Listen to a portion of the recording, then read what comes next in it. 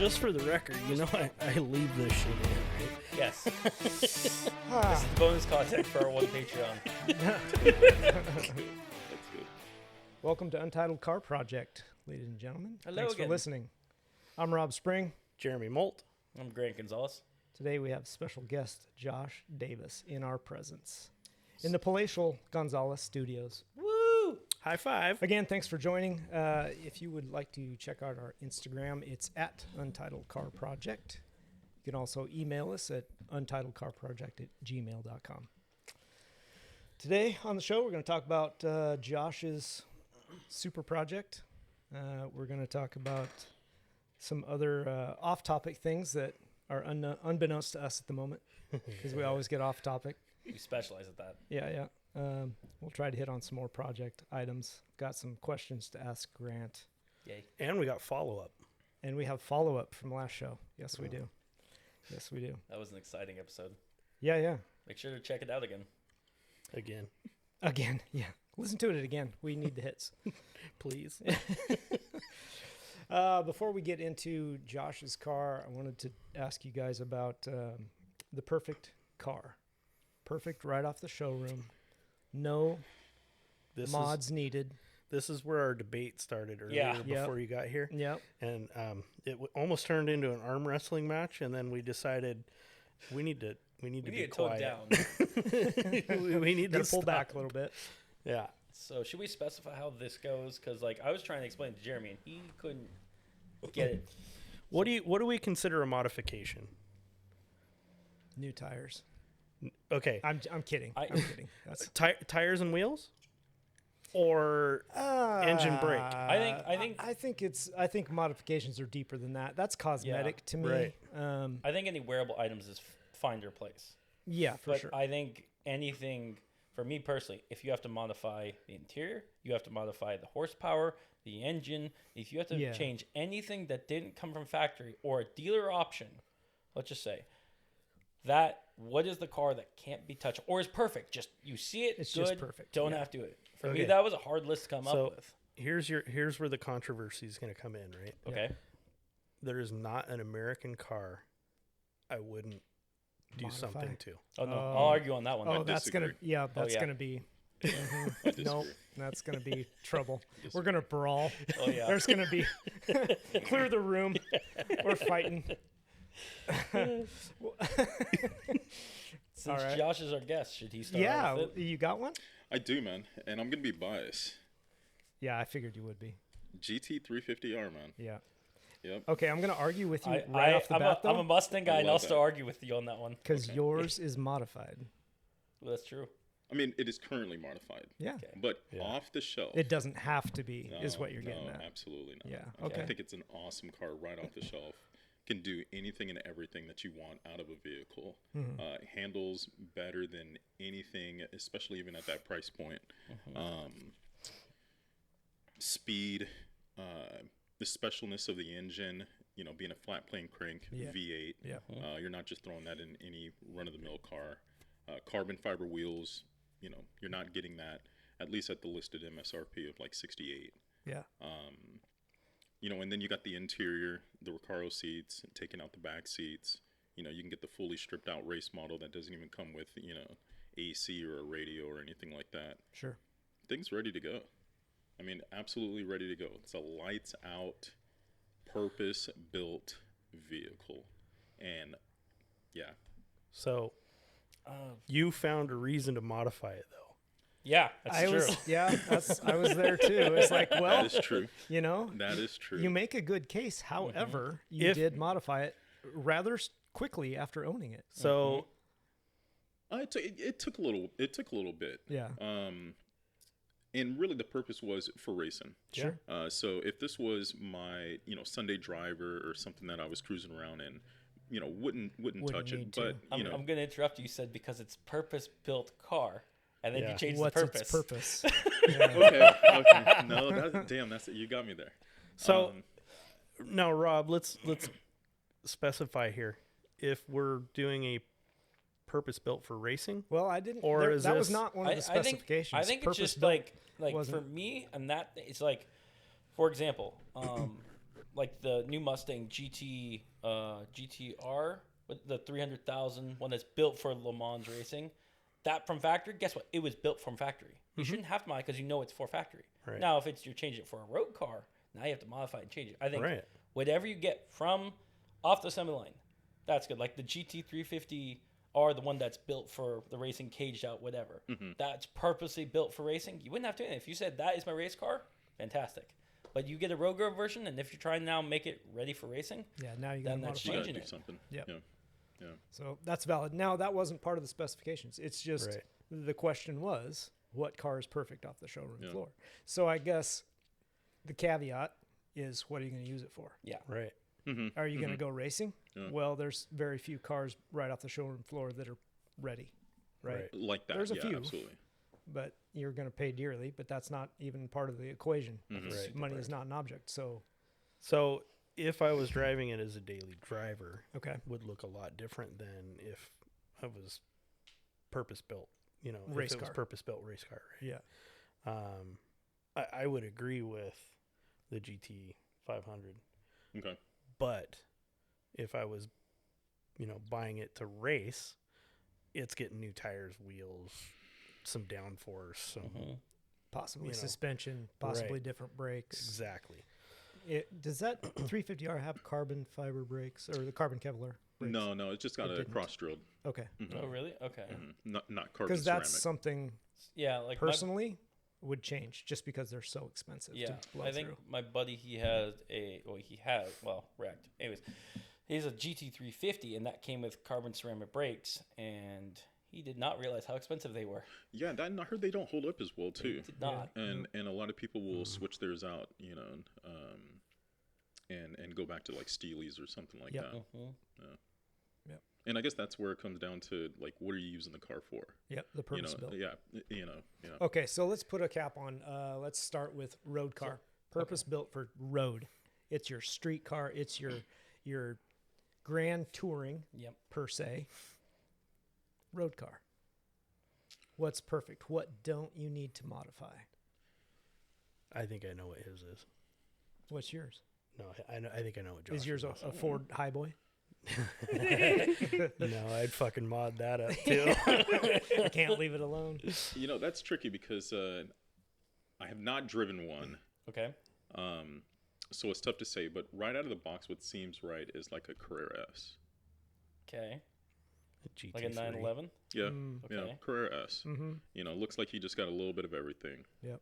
You know, No, I could totally see that. I like a GT, GT3. Not the RS version, no, not but that- for just street, like you got performance if you want it. yeah, I mean, okay, is a GT3 too aggressive Not for me. for, you know, daily driving, putting it No, around and all that people stuff? do it all the time. No, Yeah. okay. I mean, it's more of a long touring car. I wouldn't take it to the grocery store, but you could. Yeah. Yeah. Carrera S GT3. Sure. I can Okay. get talked into that. Yeah. Okay. I think Or you- that's decent. What, Yeah. what were you thinking I was going to say? NSX. Ooh. Oh. You know what? That is not bad, and that is the car on the very short list of next cars to buy. So that's very good attention to detail there. Yes, it is. I pay attention. Yeah, God, man, NSX is awesome. We had such a good NSX or time with that. NSXR? No, so you know what? No, just the new gen NSX. If you can get your hands on an NSX Type S, I mean, my God, you know, that'd be so awesome. You recently drove that car, didn't you? I did down in Vegas. Yeah. Yeah. That was awesome. I mean, an unreal autocross car. Yeah. I think I would absolutely come out and I'd give Merriman a run for his money. Okay. So that one has 70 horsepower shot of electric. Is that right? Mm-hmm. Yeah, it's about that. Yeah. What's the closest thing you've driven to that car, or even kind of close to that? Anything that's relatable? No, I can't say that because I mean, at the end of the day, it's practically all-wheel drive off the line. You know, so there's only a few cars in that that even fall under that. You know, maybe an R8, a GTR, Nissan, or something like that. But those are even heavier. Is an by- but R8 those are- all-wheel drive? Is it what? Is an R8 all-wheel drive? Yeah. No. I don't know if they made just a rear-wheel drive edition, but yeah, from back there, they were all-wheel drive. Here's our first tangent. You know, the last R8 just rolled off the showroom floor. I saw that. It did. I guess it's got an epic paint job. Is it already sold? Like, did it? Oh, did I'm it- sure. I'm sure. I want to know if they bought on a whole another tangent. That paint is the special paint that they put on the Terminator Cobras. Like you know what I'm talking about? The yeah. Mr. Chrome. The And Mr. Chrome. It's a very rare paint, and I know it's like Ford is very guarded of that. So I wonder if Audi had to buy that from them. Probably. And it's the only one like it too. That's great. That's great. There are certain versions. Audi of that R8 sponsored by Ford. Audi R8 that I really enjoy. Some of the later ones, to me, got a little bit bland. You talking about the R8? Yeah, yeah. Yeah, I like some of the earlier ones. Yeah, the early ones are awesome. I feel like the later models fell into the poor man's Lamborghini category. And Yeah, I think people acknowledge that really was a tuned down, Huracan or something like that. it's the And people V10. were picking them up for that. Yeah. And then once they found out like there was a big following and people loved the cars, Then the prices skyrocketed. yeah, then they start diamond stitching everything. I wouldn't mind having one. I do think they're a cool car. I'd love to. Also, think about this: when the Audi R8 first came out, that was a culture icon. It was on every TV show. Iron Man's car was that. It was. The Audi R8 when it first came out, probably 3 years. Yeah. That was a poster car and especially for a lot of people. I bet you that car will go up. The original ones will. Oh, I think. I it will. agree. Absolutely. Yeah, absolutely. Is the poor man's Lamborghini If now? you But it were will be to the. pick one up at reasonable, maybe sub 100,000 right now, Oh, you can. it would be worth holding on to. Oh yeah. For sure. So let's bring that back around to the subject at hand. Is that on the list? No. Is that a car that's not needed to modify? You can just go out, GT that thing all day long, and you don't need to touch it. Do you know why it needs to be modified? No. Okay. Think about I'm this. just being honest here. It's- No, it doesn't sound like it needs to be to me. Because I can see the first thing someone doing to that car is because it has the Lamborghini V10 that's detuned, and it's not the tuned one. So get a And new all- tune. That's tuned, and that's still Yeah. touching it. It is. You're That's right. the first thing. But for average Joe, you don't need to tune that. it depends. If it's your forever car, For average Joe, You- average Microsoft working. Sorry, Microsoft. You gotta do at least a bumper delete. okay. Okay. I'm kidding. All right, when I it say doesn't that. make the list then. I'm absolutely kidding. I don't know. I don't think for average guy it needs anything. Now for you, Grant, or Josh, or maybe even myself, maybe we would want more out of it. Mm-hmm. But average, probably not. No, probably just no, fine with Yeah, it. yeah, absolutely. So I don't know. I think it's Here's potential Here's beyond a that question list. to ask, especially for an average Joe. Let's just say an average Joe right now buys, and let's just say like, in let's say 40s. You Okay. know, someone who's getting up there who could buy a sub $100,000 car, been working their life. Here's one thing to keep in mind: what is that person going to be thinking? Are they going to want it where it's a race car, or they want to be a comfort? Is it going to be something that that's going to be usable? So They're thinking this is my take it out on sunny days, drive it around, get chicks in this car. there's things I know That's what people are that going to car- ask, and they'll be like, "Does it come with Android Auto? Does it have Apple CarPlay?" Yeah, that's all they care about And if is if it's comfortable, if they look fucking cool in it. Can they do 150 miles an hour if they want to? That's all they want, Yeah. right? Mhm. They take it back home on Sunday afternoon and they park it in the garage and they mop it down, and They it wax sits it there with a for diaper. another week or two. Yep. No, and I'd still say like the R8 is still a little bit above because that's still supercar. You know, It it's is. got a good look and all that stuff. I still say like the Porsche would fall just at that right level. You know, saying it's got the name cachet. Porsche it's costs got more the than look. that.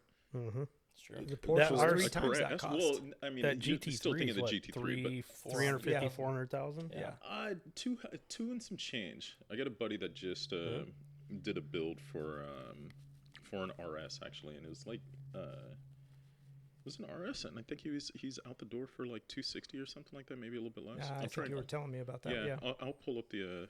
but still, all right, you it's can right. get- It's right at the 300 Yeah, range. but 260, 300. Yeah, but that's also, I mean, if we're talking about price, I mean, for example, you could That's buy brand new too, though. a Ferrari brand new. I think they're like right at 300, but like the entry level Like a Roma? 496. Oh, okay. Or okay. the 296 one, and that has way more performance. But that's again, it's not about the money. It's not about performance. It's No. what does the R8, is that considered a perfect car, does not be touched. Right.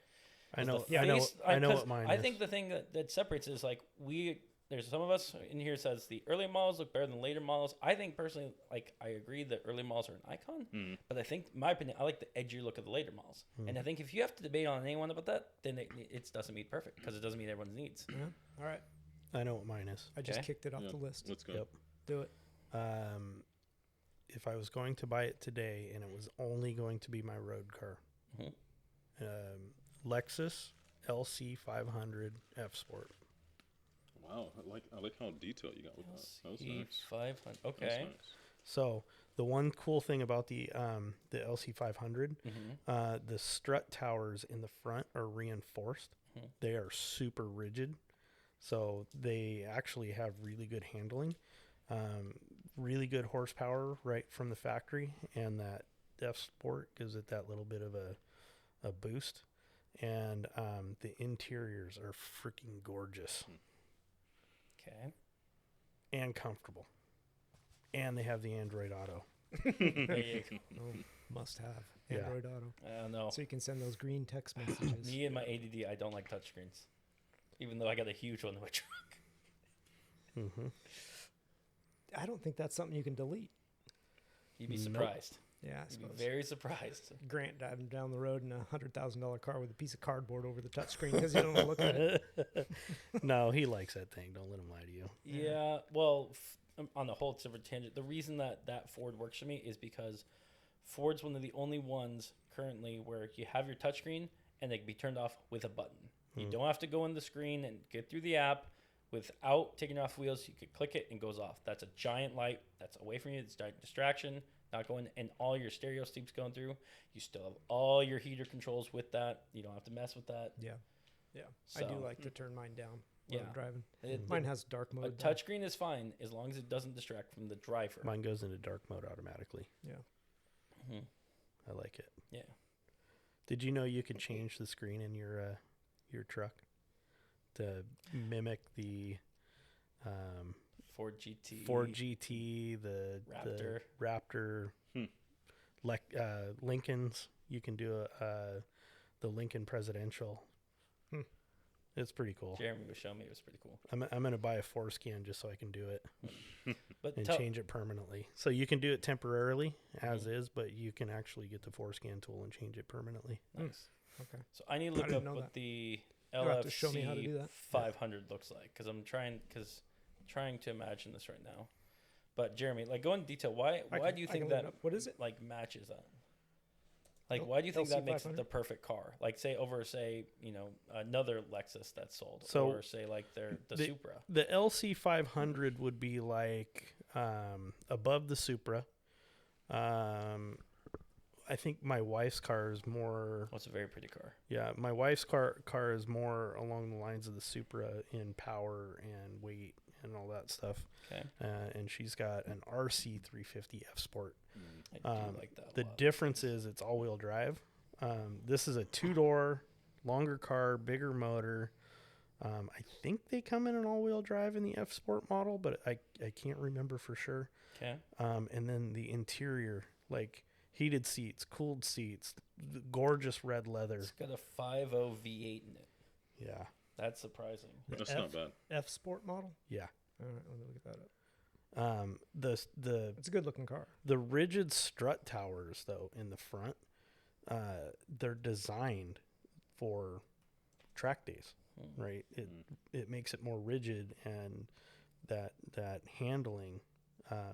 Also the shocks are magnetic. Okay. So just in the Yeah. thousandth of a second. Like Magnetic. 500 Yeah. times a second or something stupid. I really want to know what that V8's based off because Toyota, because Lexus Toyota, their 5.0, I believe they had one, but that was in their truck models. So it'll be interesting to see if that's based off that and perform because Toyota's V8, I think it was a 4.9. Was it a 4.9? They or had was it 5.0? No, there's a couple of them. There's a 4.6, I think, and then the 5.7. Okay.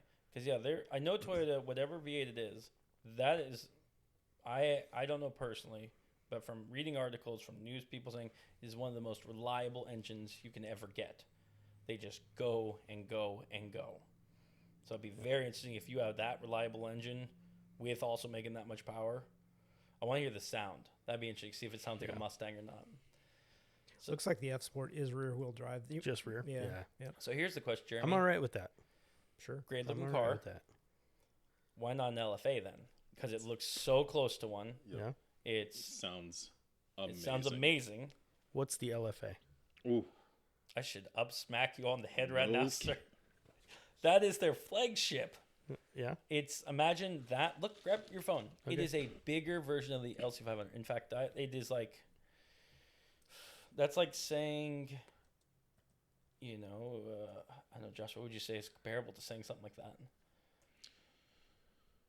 With that being a flagship car, Yeah. and I mean it'd be like the Ford GT and Ford. It's like the flagship car is the Ford GT. I- Or yeah, even Honda The Civic. LFA's got a little bit more sporty body styling, but it looks virtually the the same. same. Yeah, Yeah. it looks virtually the same. But you got to hear the exhaust. Yeah. I mean, Oh, the that's exhaust. That interesting. V10. It is very similar. It kind of looks more kid-like, though, doesn't it? I would say, Jeremy, if you type in top 10 exhaust now, the LFA top's pretty much number one all the time. Yeah. I think it sounds It's decent. pretty amazing. To this I day, would put yeah. it probably top 5, but I wouldn't put number 1 for Wait me. a I got minute. some other cars. It's surprising. I don't think they make honestly, them anymore. From, They No, don't. they stopped. from a stock vehicle, it's But surprising it's a mid-engine, what that sounds front like. mid-engine V10, Jeremy, that makes 580 something horses, I think. Rear-wheel drive, flappy paddle gearbox, dual clutch, I believe. Dang. That looks like a Yeah, R8 from the back. yeah. Oh, I don't know about the R8. Yeah, a little this is- bit. this A is little such bit a on the distinct- corner there. this It's is very such much a Lexus, distinct- though. Yeah, car for me. I don't know. Compared to newer Lexus, all newer Lexus is based off of that. All right, listener, just to keep up, you're gonna have to look up the Lexus LFA. Yeah, So, I'll be honest, get your I've Google never seen machine this out before. and take a look at it. I guarantee next week's It Jeremy's is a like, I gorgeous got a new car. favorite car. It's this one. Right. And now I'm going to look them up, see if I can find one. There you go. All right, Grant, you got one? Me? No, Rob, you need to go. I've been thinking, and I just don't know. There's what's perfect, right? What do I not want to modify? I mean, maybe an Aventador or something like that. Like, if I'm just gonna go Grand Tour it, I'm just gonna take it on cruise trips to the beach or whatever, and money's no object, and I can park it for a week or two and then go drive it again. Mm-hmm. I don't need to modify that. I was just thinking about a car that I drove that was really good. An AMG GT.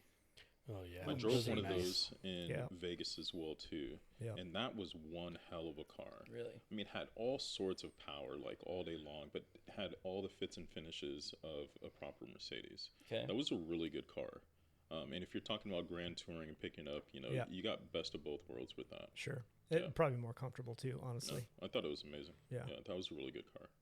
Okay. Yeah, I don't see why not. So, Rob, while you're thinking, do you want to go to me then? Yeah, go for it. All right, gentlemen, sit down because I've got a few.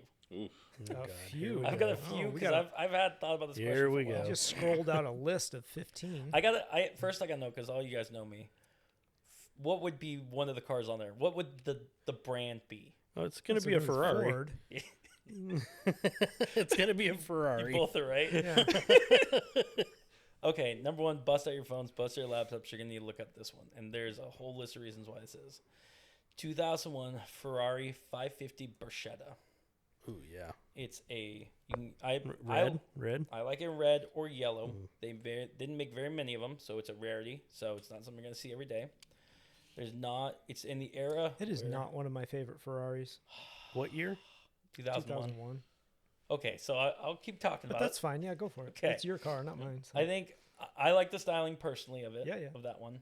It was Ferrari's last front engine, rear wheel drive, drop top, reg top on it. So Okay. you still got a naturally aspirated V12 in the front, 186 miles an hour, which is plenty of speed. Oh, yeah. 0 to 60 about 4.5, 3.6 seconds. Still with a gated 6-speed manual.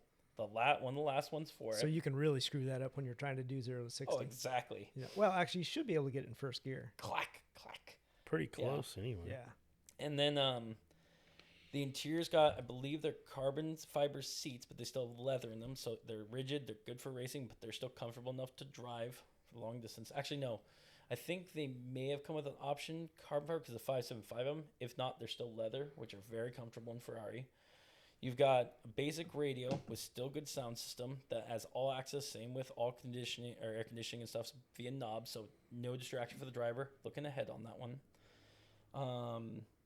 It's got decent sized wheels and it's performance of Ferrari. It's not going to be something you take to your track. It's probably something you take to an autocross, but it's definitely something that it's a weekend warrior. It's for cruising around town.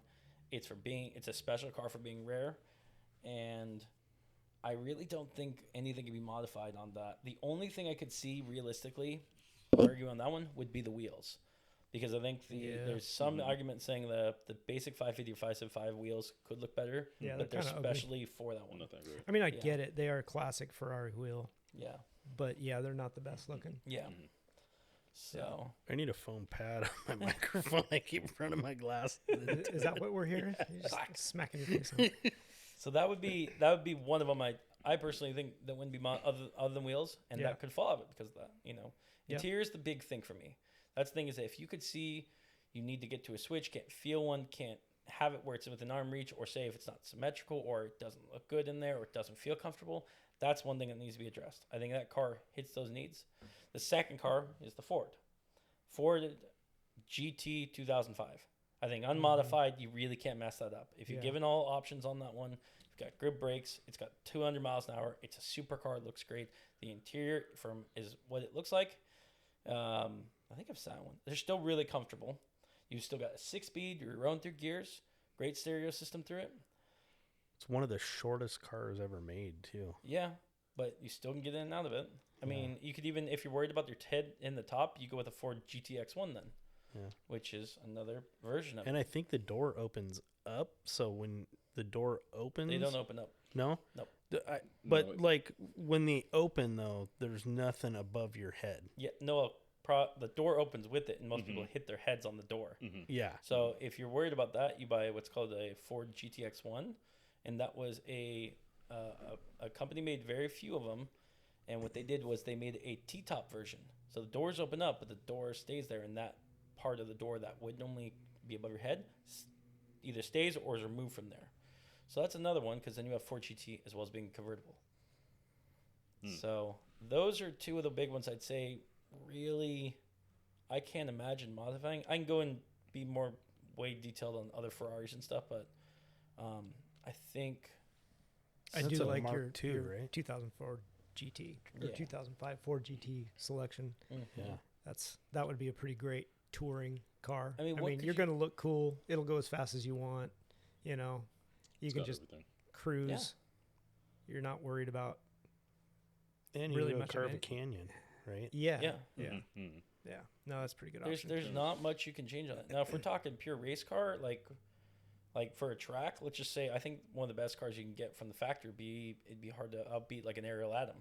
Yeah. With a V8 behind it, 500 horses, about 1,200 pounds, something like that. I really don't like that car. But I'm saying for a race car. Yeah. Yeah. No, I see. There's a fan club for those things, but I'm not in it. I agree. Yeah. There's, because out of the factory, not changing things. It's always hard to come to that list. Part, sure. Because you're like, I don't like those rims, or you look at it long enough, be like, it'd look good with a stripe, or these seats are comfortable. Maybe I'll just. But that's cosmetic, right? We decided the wheels were cosmetic, though. Otherwise, the tires were. Well, tires are replaceable. They're a wear item. Yeah. True.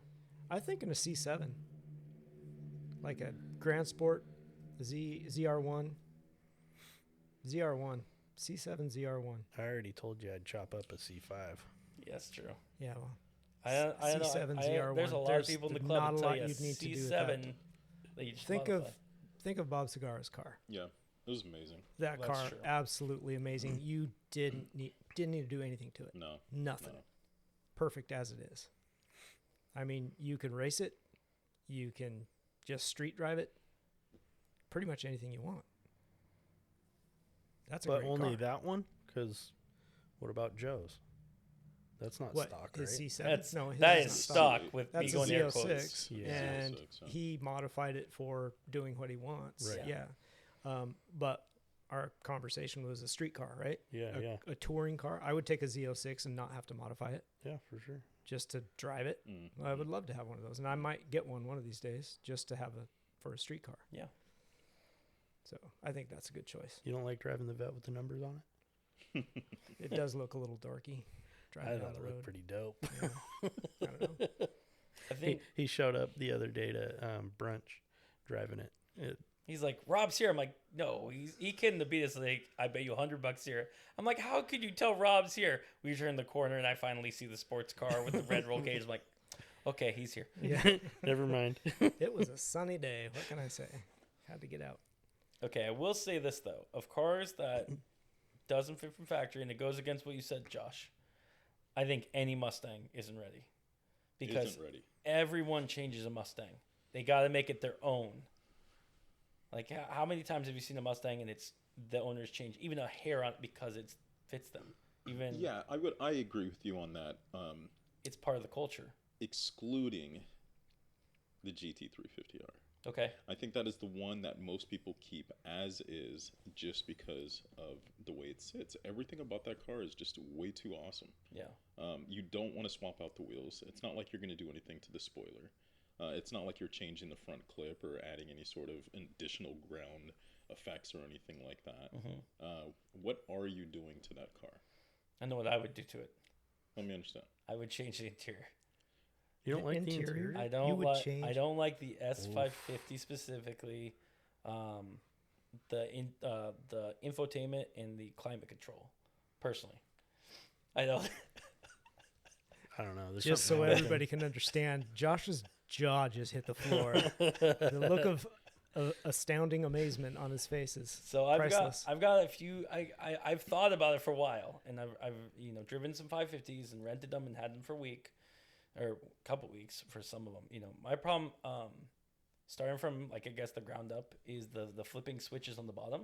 Okay. I do like those. Okay. I don't like how you have to reach down underneath and flip them up, because just personally, if you're driving through, it means you have to take your eyes off and go through. I agree. The second thing that was catching me was switching between defroster, face, feet, and around that area. There's 9 buttons. They're all the same. They're all texture same, and they don't change. So say if the lights are off and you're feeling around, unless you can't, until you find the center, you can't find left, right, center, all that jazz. Okay. Okay. So everybody knows he drives in the dark with the lights off a lot. Okay. So this is important. I personally, the switching for higher and lower temperatures, you have to click and hold up or click and hold down. I personally like it when you could just adjust and it's automatically there. If you have to take more time to hold it and go, it's kind of there. It's the There was side one other thing. There was something else with the infotainment on that one. Something in the digital screen I don't remember what I didn't like about that. And then lastly, this is a minor thing on me personally, is just how the AC vents are for ranging them on a 550. I think they're okay, but like having say for example a Camaro with the round ones, you can really accurately determine where they're gonna go. He's All right, you are so This is also nitpicking right now. this is a Mustang guy talking. I love Mustangs. If I'm nitpicking at something, I'm like that's the one thing on this. It's not unbearable. That's just the one thing I don't like about them. No, this is why I absolutely love you. Because I've driven in the car with you. Yeah. And you are a button pushing, everything has to be just right. Yep. Like, you got your hands all over the place and you got your music going, you got things just right and all that stuff. Where honestly, I bought that car brand new. I've had it now for, 7 going on 8 years. The stuff you rattled off would have never been able to say the same thing. Okay. And I spent a fair amount of time in the car. So I love the attention to detail. Yeah. But then also too being in the car with you and seeing you touch all the buttons and seeing you do all the things, it's like, oh, that's totally great. Now you understand. And that's why, yeah. And So, after I say this, I get you. think about it. It's gonna be like manual breathing, because now you feel when you drive the car, you'll be like, oh, that's what Grant means. Yeah, well, maybe. Maybe, but So, but I can See, and then, okay, so going back to this question too, where I guess I got lost too, is driving a car that I've actually driven. Mm-hmm. We can talk about some of these other cars in R8 and all that stuff, and I don't know if you guys have driven, say in either generation of the R8 and all that stuff. So you're going off of a lot of, what looks good. Spec information. And what, yeah. Mm-hmm. there. So, can we slide in the question of a car that you've actually driven or have been close to, maybe even, did a lap on an autocross or even been driven around in or something like that? Yep. I'll stick with the C7. Okay. I can go with I've- pretty much Yep. any car I've owned, and I know everything needs to be modified. I can nitpick, and that's Everything you own needs to be modified. And then on top of that, all my father's cars, I can go through and be like, this why it doesn't work, this why it doesn't work, this why it doesn't work. And in terms of cars I've autocrossed, minor. I don't think that one I'd have to think about. Okay. But again, that's also like, I think where this question originally came up, because I think we were talking about originally, is there's so many cars I'm always around. You want something where it's like, because I always tinker with things, and what's a car that I don't have to tinker? If I tinker with it, I mess the warranty. I don't want to touch it all. I want to get it good out of the box. Okay. Like my truck, there's things I want to do to it, but I can't because of the warranty. Yeah. Yeah. So there's where my second one would be. Okay. If I was buying a truck right now, Yep. that I was going to tow with, mind you, I already have one listener. I would buy another Ford, but I'd probably do an F350. Yep. And I would do the King Ranch edition in a dually, and I wouldn't touch a thing on it. That 250, the one I've got, it's pretty close to being there for me. But as it is right now with that, I think optioned out, it could be that car or truck. There's a lot that Ford offers and a lot of options. I think the hardest part is if you can't, it's hard to buy one straight from factory because you have to go to dealer and dealer have to, oh, no, it's got to have this, got to have this. And be like, can't point and click like a Tesla. Be like, I ordered it, sent it, it's come to the mall. Yeah, but fully kitted, look it up. Fully kitted, there's something about the King Ranch edition that I just wouldn't touch it. Yeah, they're I don't think Italian leather seats. I don't think you need to. No, I don't think so either. You got honestly, heated and cooled seats. Got a great dashboard that the screen doesn't go above the driver view, so it keeps it within reach. You've got all the tow features for it. You got camping feature option. You got a generator built into it if need be. Yep. You got the optional gooseneck you can have on there. You've got multiple steps on the outside plus the tailgate drop down neck on it. The one thing about that truck, and it would be for towing, would be the length. So it depends do you get a short bed or you get the long That's bed? the big question. I think with the dually, you have to have a long bed. Oh yeah, you might. You I don't do? know. Yeah, but then you go crew cab, super cab, or regular cab. It'd be a 4-door. Yeah, I would that's only a Biggest big cab you truck. could possibly get. It'd be the That's biggest so damn truck big. on the road, Yeah. but it'd be comfortable, and it would be. There wouldn't be anything you'd need to do to it. Yeah. For, All right, yeah. so let's start to wrap this subject up. But Okay. out of those cars that we've talked about, are any of them the holy grail car that you cannot modify? You just, it's like almost against the unwritten law to modify that car. For me, Yeah, I mean, I got one. Yeah. I for kind me- of want to go get my Ferrari Bible over there. I don't think there's any Yeah. car that I wouldn't be okay modifying in some way. Okay. Like, Rolls wow. Royce Phantom. nope, Wow. don't care. Well, That one you can modify. Wow. Yeah. okay. All right. Mhm. I don't know what you'd need to do, but okay. Right. Wow. And it wouldn't be that I would have to, but like you'd if be okay with it. If I, yeah, So Okay. even your favorite car of all time, Right. like, money wasn't an object, and you could buy whatever car is at the top of your list, you would still modify it. yeah, No. fuck it, twin turbo. Nope. Wouldn't No. care. Nope. I Bigger already know that car, turbo, and that twin would not be turbo, touched. downforce. Here's the thing, right? Unreal. And here's why. Right. To each his own, right? Well, Absolutely. Absolutely. To each his own. And even though I wouldn't do it, Mhm. I'd want to hear somebody's story as to why they did. Okay, I'll give you that. That's awesome. I like that answer.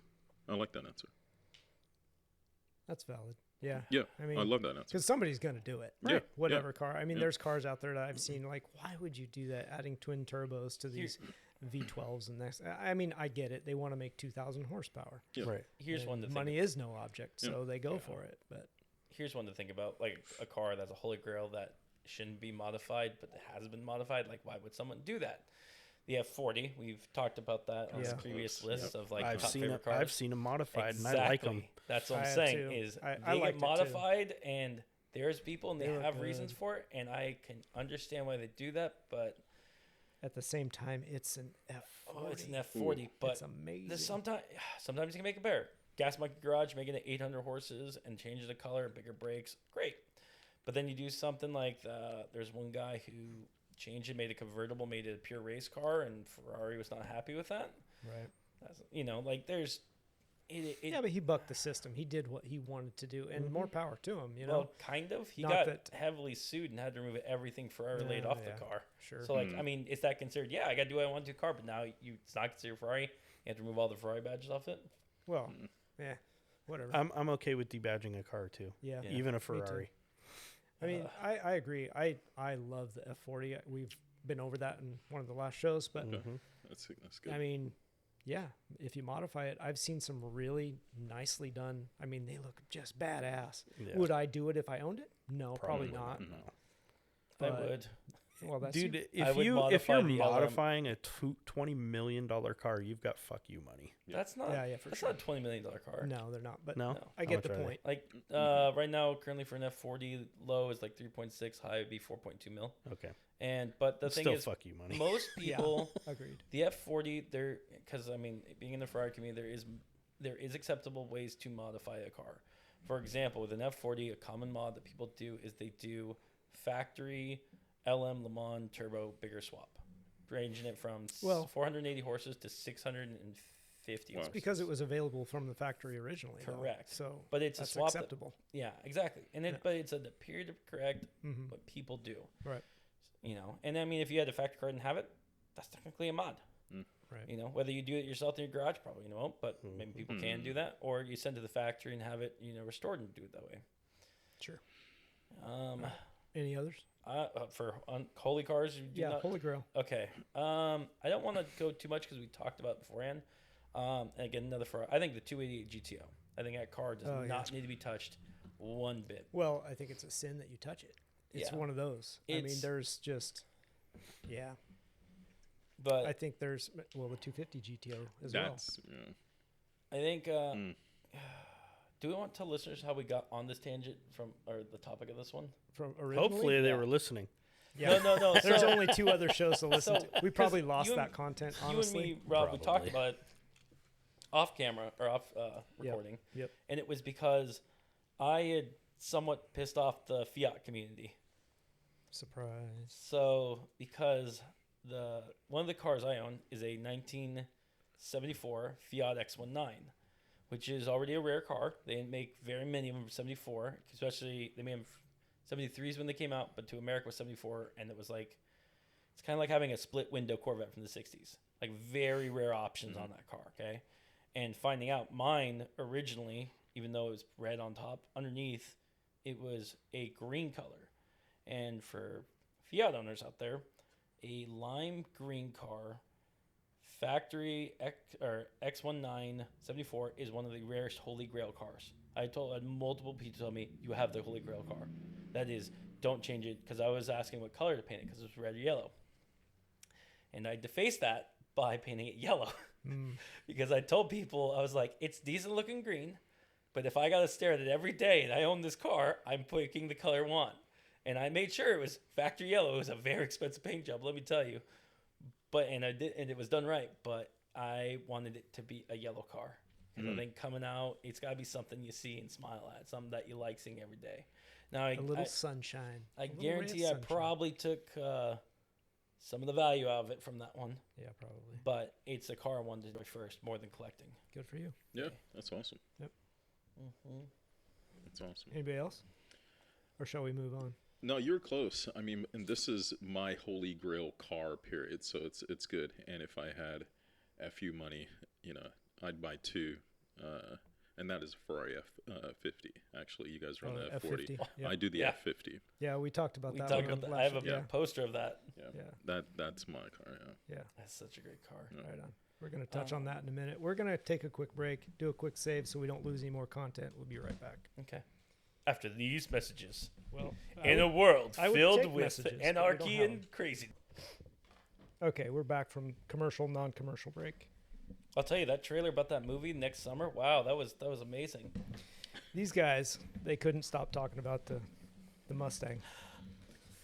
I thought they were going to arm wrestle. Could have been interesting. We could get that on YouTube. I know. I think Josh could take him. Oh, Did you see those guns over there? I know. I've seen him work out, though. yeah. All right, just get a feel for where Josh is at. Let's ask him the question. Okay. Question of the day. Josh's top 5 all-time greatest of the great favorite cars. Yeah. What's the list? Yeah, as I kind of gave it away there earlier, number 1 is the Ferrari F50. How did that become it? Was that a poster car for you? Was that when you grew up? Like a lot of people, when it comes to Ferrari, the F50 is a great car. Do not get me wrong, but It's a the lot of poster people on the don't wall. think of that unless you grew up in that era. Ooh, yeah. You know what I mean? Yeah, it was a poster car. I mean, the original poster was the Countach. You didn't have the white Who didn't have Countach that one? from your, local book. Yep. Yeah, okay. I had the white one from the side angle or something like that I got out of some sort of book selling ordeal at school or whatever. The Scholastic Fair. There it is. Yeah, thank you. Good pull. Yeah, the Ferrari F50, absolutely beautiful. And I mean, from every angle, from everything. I mean, the nostrils, the lights, the rear, everything. I understand a lot of people, talk about the F40, but for me, it's the F50. I think it comes down to personal preference. You have Yeah. the F50 that has a flowing look, and you have the F40 that has an edgy look. It's kind of like comparing literally Mustangs, like the round edge Mustangs versus the straight line ones.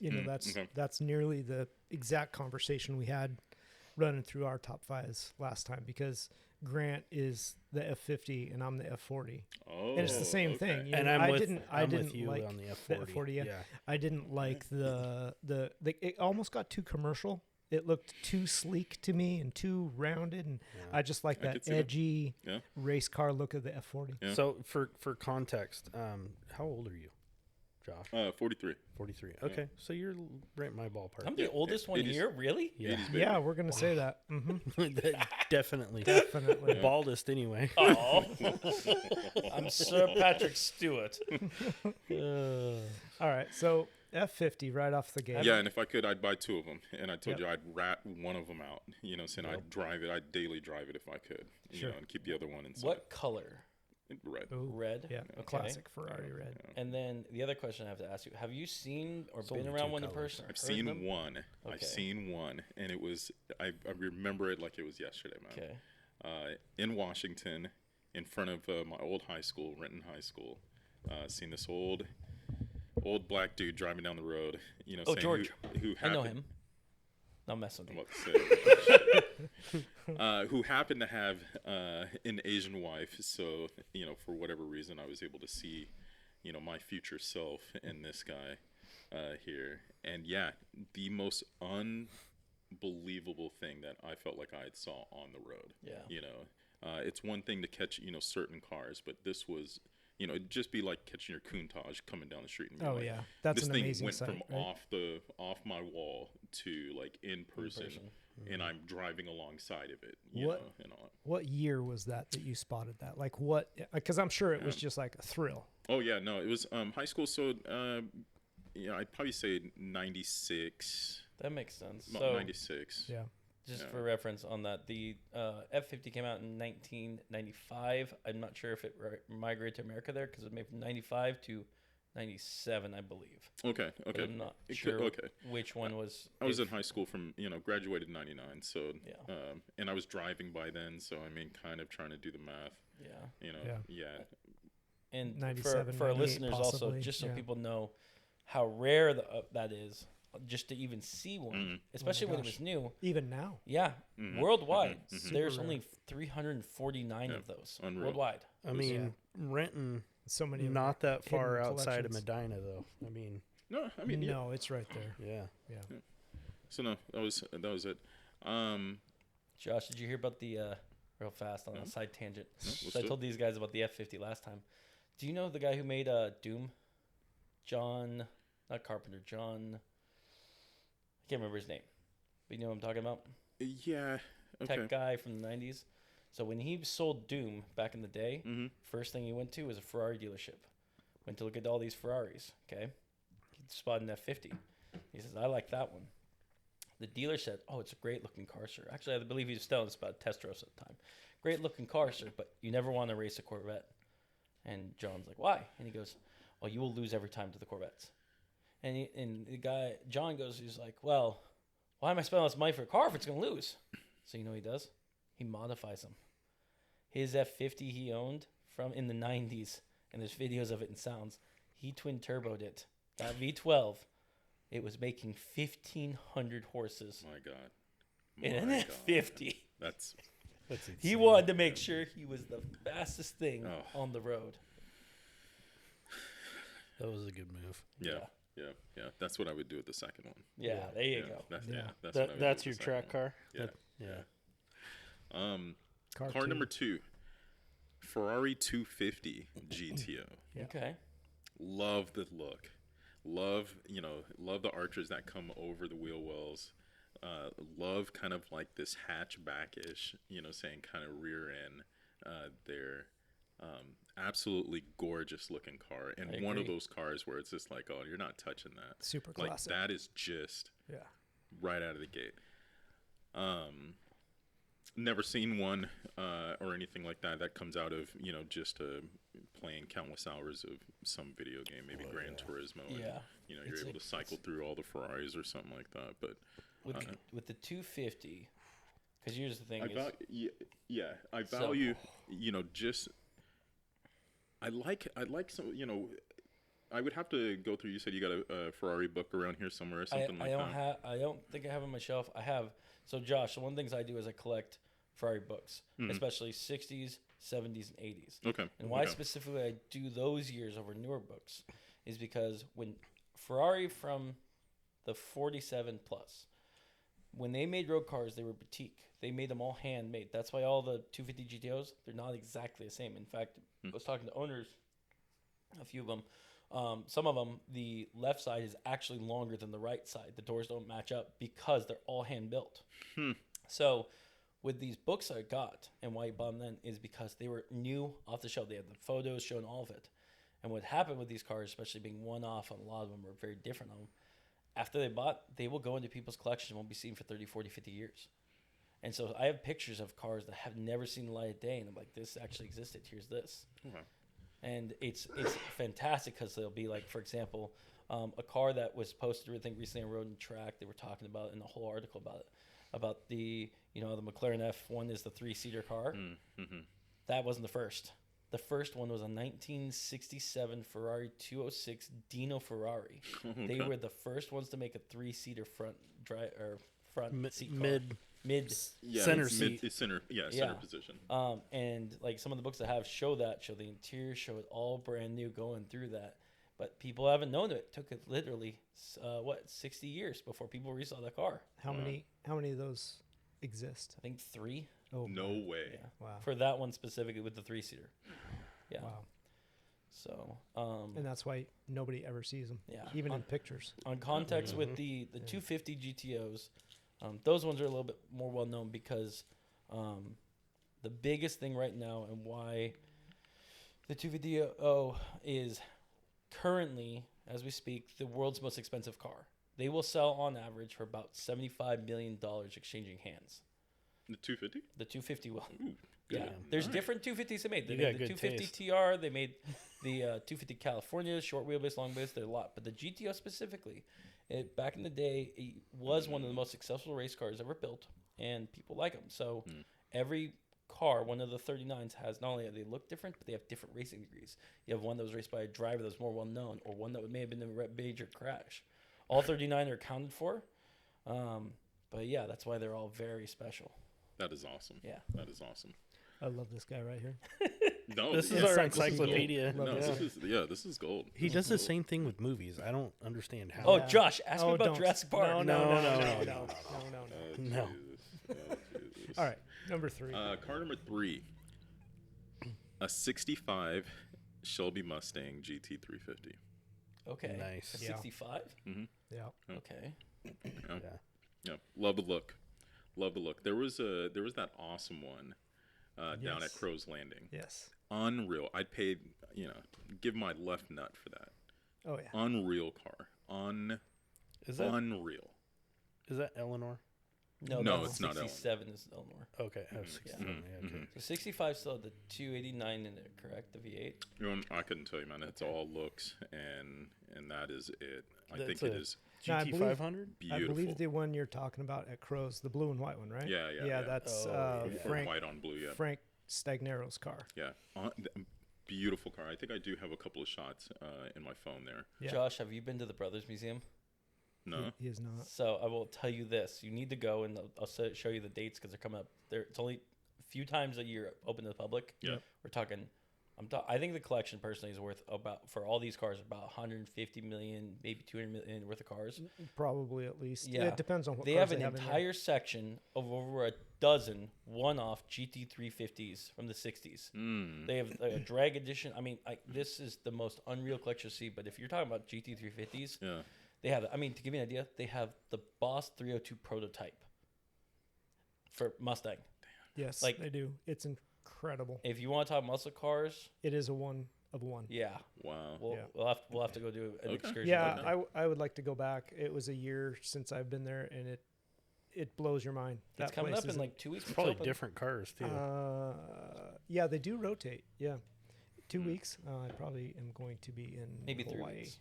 I want to go to the If one it's 3 weeks, I can probably Seattle make or in Tacoma, right next to the Tacoma Dome. I don't know that one. I'm drawing a blank of the name of it. I am too, but it's a gorgeous building. Yeah, I should know this. If the because building is I any live indication Yeah. Not that far of what's from there. inside. So going back, Josh, with the GT350. Hmm? So like, what was that one that's always been in your mind? Was that since Crow's Landing that caught your radar? What made that like on your top? You know 5? what? Just seeing it, and I'm not like a Ford guy, even though yes, I would beg to differ. I got my yes. No, I do. I don't consider myself a Ford guy or a Mustang guy. There's only a few Mustangs in the line of Mustangs where it's like, oh, okay, that was good. And I'm probably picking the bad ones, to be honest with you, in comparison to people that consider There's themselves no aficionados. bad favorite cars. Okay, or bad in the Mustang lineup. Okay. So you but say the there's Mustang too. something- Got it. There's something about that model and that look. It just The stance. yeah, the the shape. stance, the shape, the Yeah. look. It's just this great blend of classic and like muscle. And it's just beautiful. It's just beautiful. And if you do some things where you're flaring out some fenders and you're doing some, I mean, then it just looks like. And to be fair, that car that you're referring to at Crow's is a beast. Yeah. That thing is I mean, really cool. Unreal. Yeah. It's just a beautiful car. Like, could drive that, on Sundays and for the rest of my life. I mean, just would love to cruise on that thing. Would also love to beat it up too. I'd be open to that as well too. But yeah, just absolutely, just a beautiful looking car. And yeah, What colors? If I think of Like, it, would it's you got to have go one? white and blue. White and I'll blue. post Yeah, that it's on white, Instagram. it's white and blue. I like the blue with white stripes. Okay. I like. Wow, good for you. Good Yeah. for you. Okay. The okay. Shelby blue, in my opinion, is like really iconic. Yeah. Not gonna knock you on that. Not gonna knock you on that. It was a 289. Was it 289 V8? 289 God, you're Windsor. good. You were. Yep. You were. 4-barrel, Yeah. 3-speed automatic or a 4-speed manual. Yeah, you were good. You were good. Was it? Yeah. Yeah, number 4, number 4. 4. Lamborghini Miura. Okay. Yes! Ooh, Ah, that's one of his.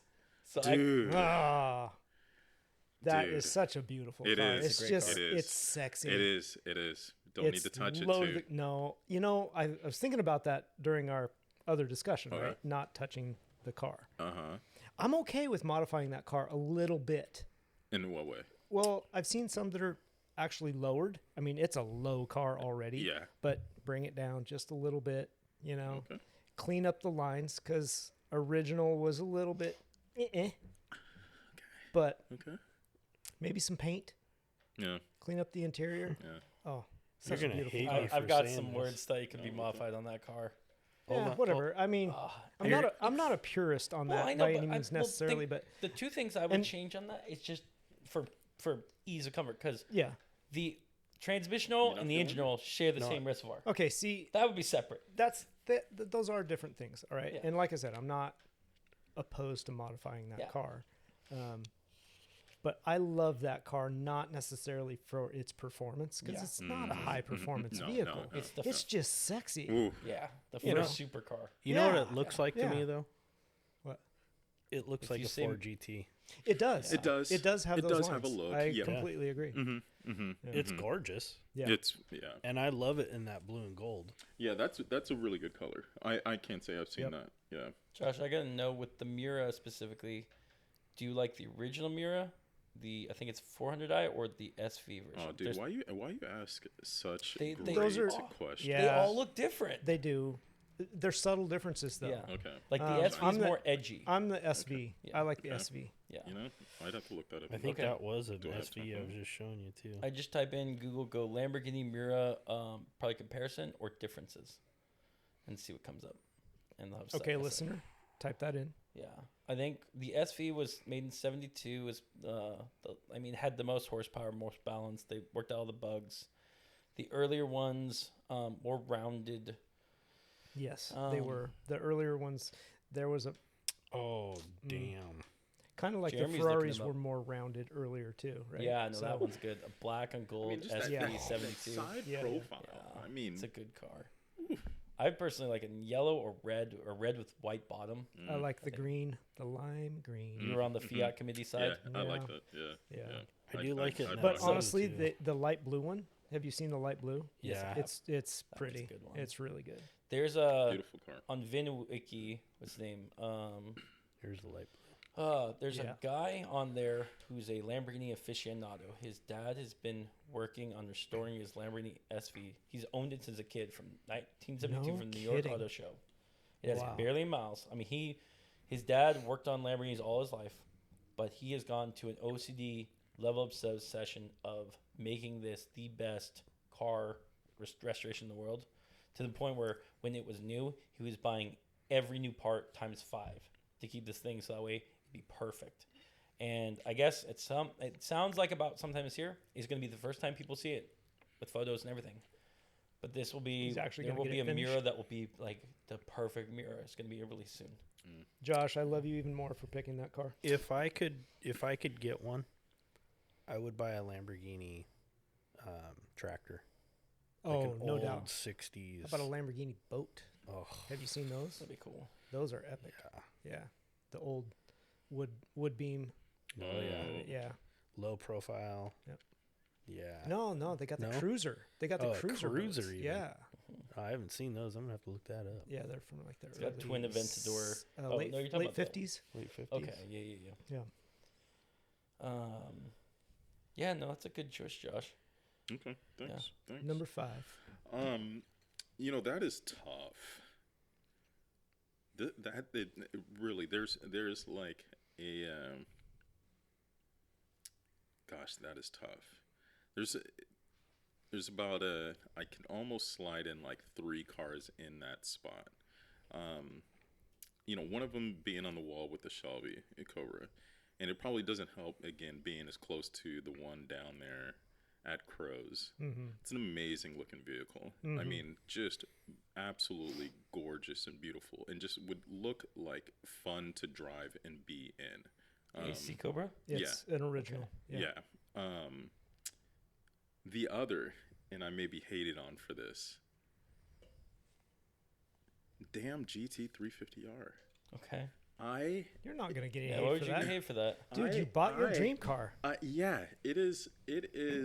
As I try and talk to people about that car and how much I genuinely love that car, it is the car that felt like it replaced the Countach that was on the wall. As I became an adult and was like, oh, okay, I can pull this thing off, and all that stuff. And then after reading about it and all stuff, because the news on that car initially was like slow leaked to the public. They didn't really come out and just like slap you in the face of like, hey, we're building this, GT350R. It's the last, naturally aspirated Mustang and all that stuff or whatever. When I recall, perusing the car news at that time, it was like, hey, there's going to be this mass-produced car, the first mass-produced car with, carbon fiber wheels. Yep. I remember hearing those rumors. Yeah. And you're just like, oh, okay, that's, got to be a Ferrari. It's, it's carbon fiber wheels, man. I mean, like, who? If anything, you're thinking it's Chevy with the Corvette. Yeah. Who at that time in 2017, 2016 was putting carbon fiber wheels on a car? Mm-hmm. Then you hear about the, the naturally aspirated flat plane crank V8. And it's like, oh man, this, it's some page out of Ferrari's playbook, and oh, they're doing this, that, and the other, and all that stuff. And it's like, wow, this has got to be one hell of a car, Then they came out and it was like, it's a Ford Mustang. I'm like, what on earth? And then you see it, and there's just, I mean, it is a beautiful car. The lines, the stance, what I felt like the engineering that went into it, which I find to be better than the GT500 personally. I agree. I feel like the car that the engineers really went all in on and built was the 350R. Mm-hmm. The GT500 was just a byproduct of the success from the GT350R. Yep. And yeah, I've driven them both. That was another car that I drove around on the track in Vegas as well too. And GT500 is fine. It makes great power, and it stops like one of the better cars I've ever driven. To have the brakes and stop like that. Mm-hmm. But it's nothing like the GT350R. To me, that is literally one of the best cars. And when you read all the reviews on the car and all that stuff, and you talk to real people that drive cars and all that stuff, and the comparison and the class that it puts the GT350R in, that, I mean, it's punching well above its weight class, well above its weight class. So yeah, for me, the specialness, the uniqueness in it, it's not like they just took, the engine out of this Mustang and just did a few things with this. Everything is just unique to it. Again, even down to, the spoiler, the wheels, and how they did everything and all stuff. Absolutely love that car. Joy to drive. It makes me happy every single time. Right in. Yeah, makes me happy every single time and all that stuff. So I would go as far as to say, I really think probably of Ford's all-time best motor is probably the 5.2. Okay. I would put it up there as being one of the best they've made. Yeah. It sounds good. It makes a lot of horsepower. Sounds amazing. Yeah. I mean, it sounds amazing. The transmission too, the Tremec, it's really like when Mustang just got it right. And I wasn't a fan of Mustangs before because I always felt like, they were adding too much power but like had no brakes. So, I've driven like some older model like Salines, but a couple of buddies had them. And you do a couple of pulls in that and you're like, man, this car can't stop, I think some of the, the GTs and all this and that, it was just, cheap body kits that really didn't create no downforce, no aero or anything like that. They just slapped it on and sent you out the door with a louder exhaust, and that was it and all that stuff. This was just built from, nut to butt with purpose, and all that stuff. I mean, it was the closest thing that they could make a race car that was street legal, and all that stuff. If it was just a race only car and like a track only car, I think they would do the same things that I did to the car myself, and stiffen up motor mounts, lowering it a little bit, and sticking some, slicks on the car and all that stuff. And that's what makes that thing, so special. So yeah, that would be my 5. Do you think, going back to GT500, do you think kind of to sum that up is the GT500 is Ford was trying to perfect what they already perfected? No, I think it was just a cash grab. Yeah. Yeah, I do. I think it was a cash grab. Because people were taking the 5.2, they were slapping supercharged, showing that it was possible, and they're like, well, let's just do this, but now we'll get rid of the manual transmission. Yeah. I agree with you. I think the GT350R, when it was built, that was built with a purpose, and I still think it is like one of the best. Like Ford put out ready to go race cars. Yeah. And I think also one of the best ready to go race cars. Yep. You know. No, I'm with you. Yeah, you know, the GT500, I mean, you know, you can get to a range where it's like, is it too much power, you know, for what you're trying to do and all that stuff. And really the GT500, you know, it's bigger, it's heavier, you feel it, you know, or at least I felt it, you know, running around the track and all that stuff, where a 350R is so nimble, so light on its feet, you know, it feels so good. And yeah, just that, you know, again, the transmission, the ability to wrap it out to, you know, 8250. I mean, it's just one of the, to me, again, one of the all-time best cars. Do you think that car would be even better if it had all-wheel drive but kept the same weight? Because I know there's rumors that the new Mustangs, they may have an all-wheel drive coming. So that's what I'm saying. Like, if you could take a 350 and now the front wheels are gripping, or do you think it's because of the way it is that you get the push out the back? Yeah. Everything else? Yeah. I like the push out of the back. It's going to be interesting to see, you know, I've only spent a little bit of time around all-wheel drive cars, you know. It's a different feel when you take off. Yeah, it is. It's a different feel when you take off. It's a different feel when you're should have my wife come back. Yeah, it's a different feel. You know, and we'll see what they do with the new Mustangs if they're going in that direction there. I did hear something about that, but I haven't been following the news lately. It would be interesting if it's an actual mechanical all-wheel drive or a hybrid all-wheel drive.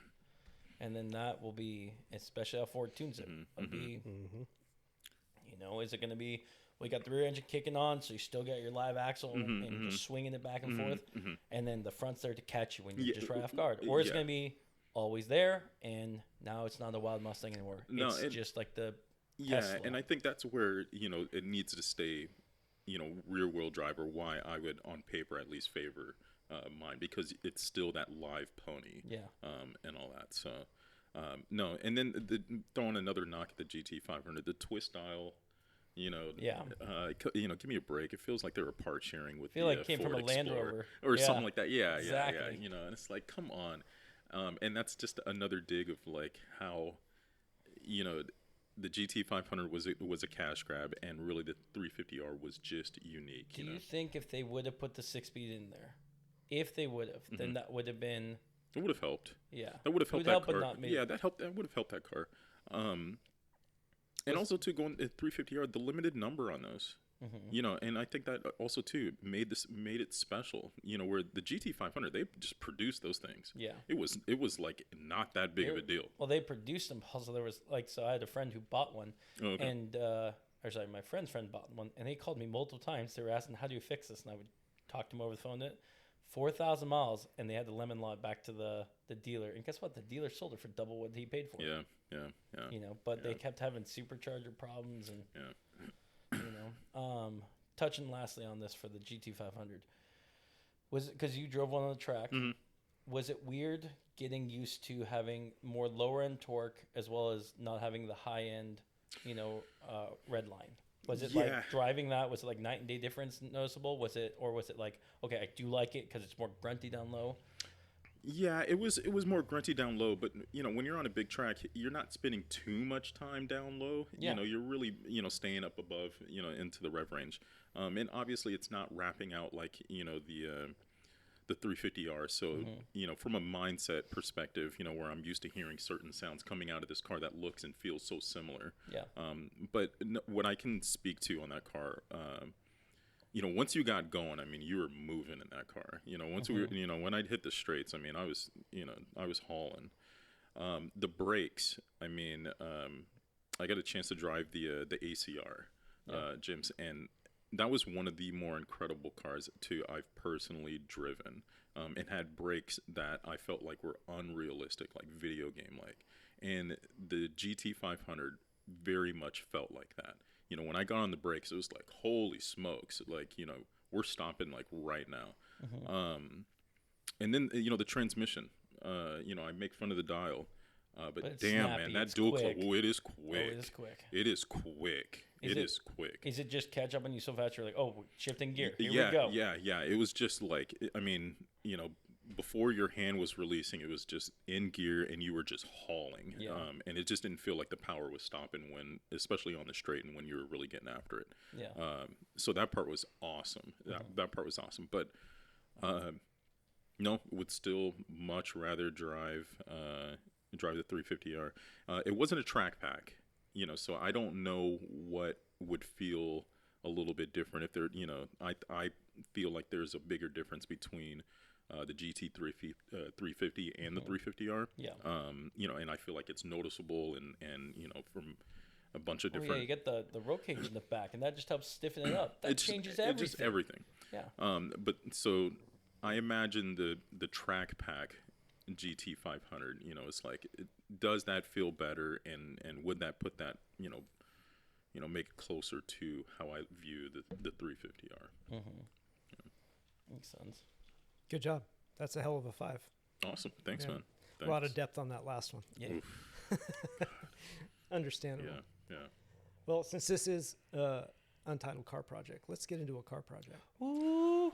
No, you know what? This is good because I am with a good group of people. You know, I wheel cars. You know, thanks to Rob over here helping me turn some wrenches and screws on these cars, I'm going to be learning a lot more and all that stuff. But, you know, yeah, I'm more of a wheel man. So, what year is your project?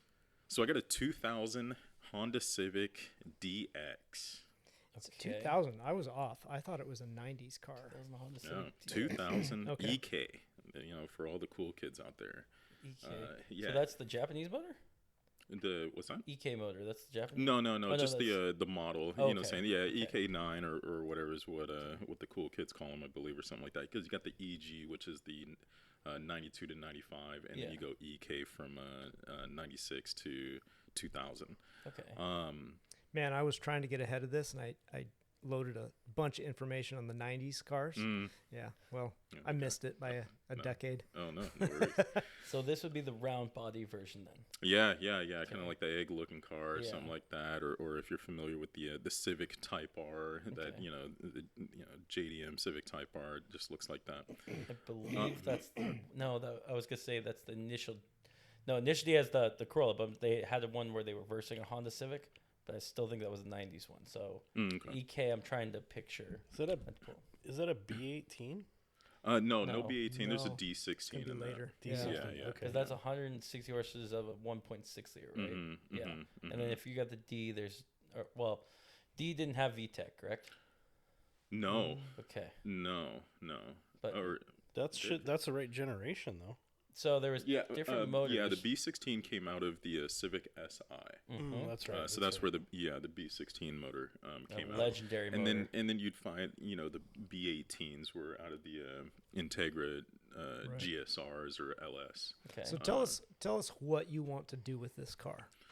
First of all, tell us about the car and where you got it. Ooh. Condition, mileage. Yeah. So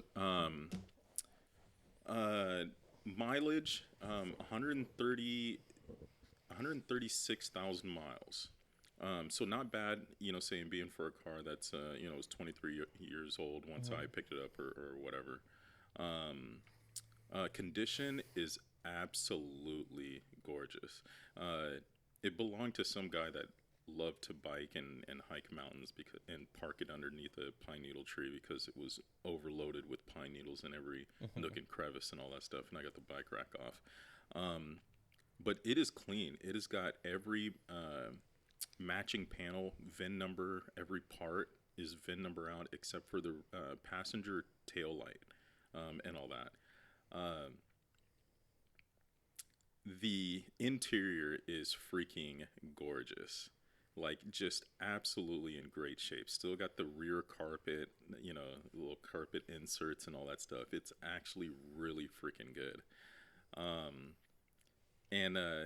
Yeah, for nostalgia, it brings me back to my high school days. I had an EG, so I had a 95 before, you know, in high school. So driving this was just like, oh, you know, the cool kids got the newer Honda and that one being a hatchback and looking more similar to the Civic Type R that was over in Japan. It was the one that everybody really wanted. Yeah.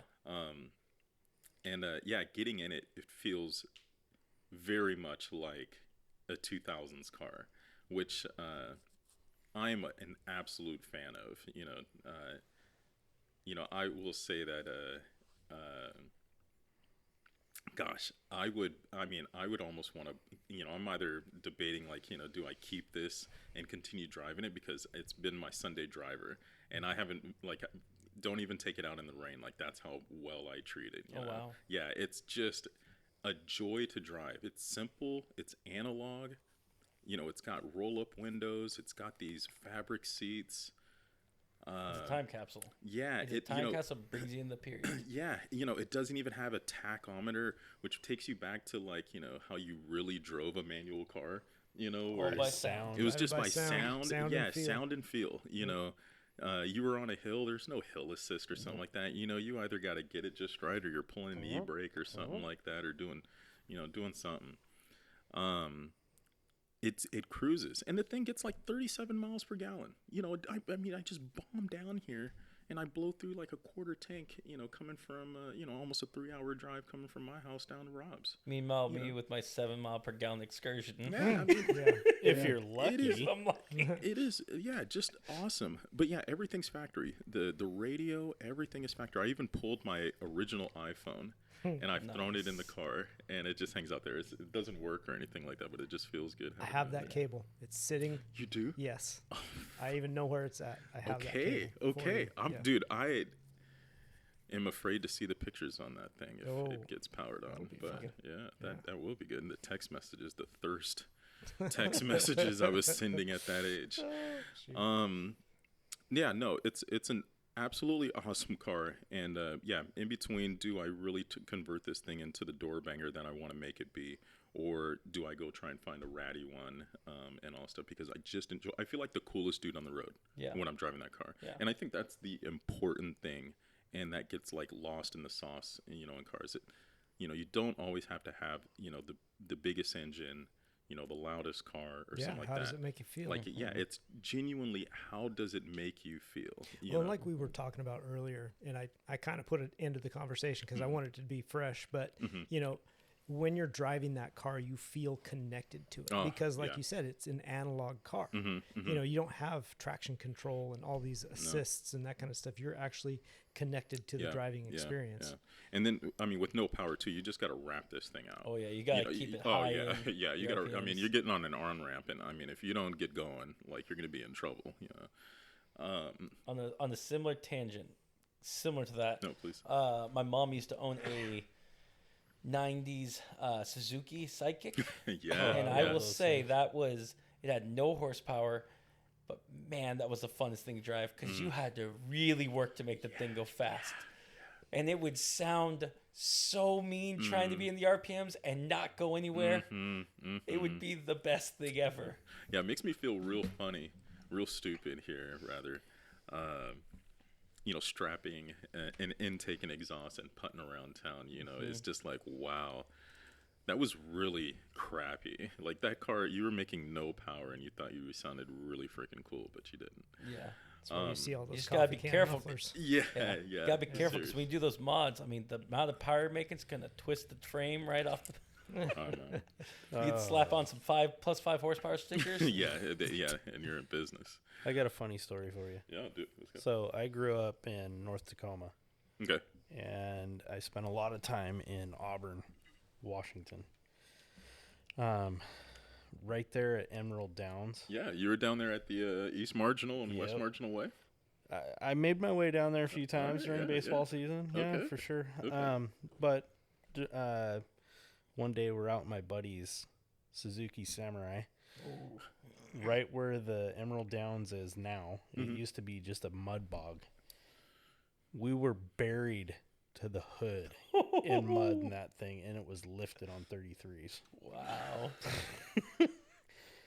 I swam to get out of there, and another buddy of mine ended up pulling us out with his pickup truck. Wow. Yeah. Wow. Slightly derailed. Yeah. So, for your car, yeah, what was depends on if you actually follow through, because you might get a different of the same version. But what was the ultimate goal? Yeah, so making this my routine track car here, as you know, making this transition from autocross, where I've been using the 350R for, and we'll be driving the 350R on the big track, but I want this to be my door banging car, and something that I compete against Jim and John against. They got some E36s, and I want to be able to run them down in the Civic. So yeah, it'll be, a door banging car that I'm not afraid to get, pretty darn close to other guys on the track, while also competing in time attack through the club and doing that as well too. For the platform, the engine, we'll go with a K24 motor. So why K24? Why not a K20? Okay. No, thank you for that. God bless you. The K24, because they're easy to come by and they're cheap. Okay. And if this is the door banger and really I'm trying to get the most bang for my buck and just get out there and have fun, I can drop that engine in that car bone stock, run it, blows up on me, another $2,000 or something like that, $1,500. I can get another one, throw that in there. Let's just keep running all that. I'll spend more money, and I will spend good money on all other things, brake, suspension, and all that stuff. I'll spend 3 times, the cost. But the engine, it's like, all right, if I can replace it like that, if I have it my way, I'd do a K20C. Okay. And I'd put that in there.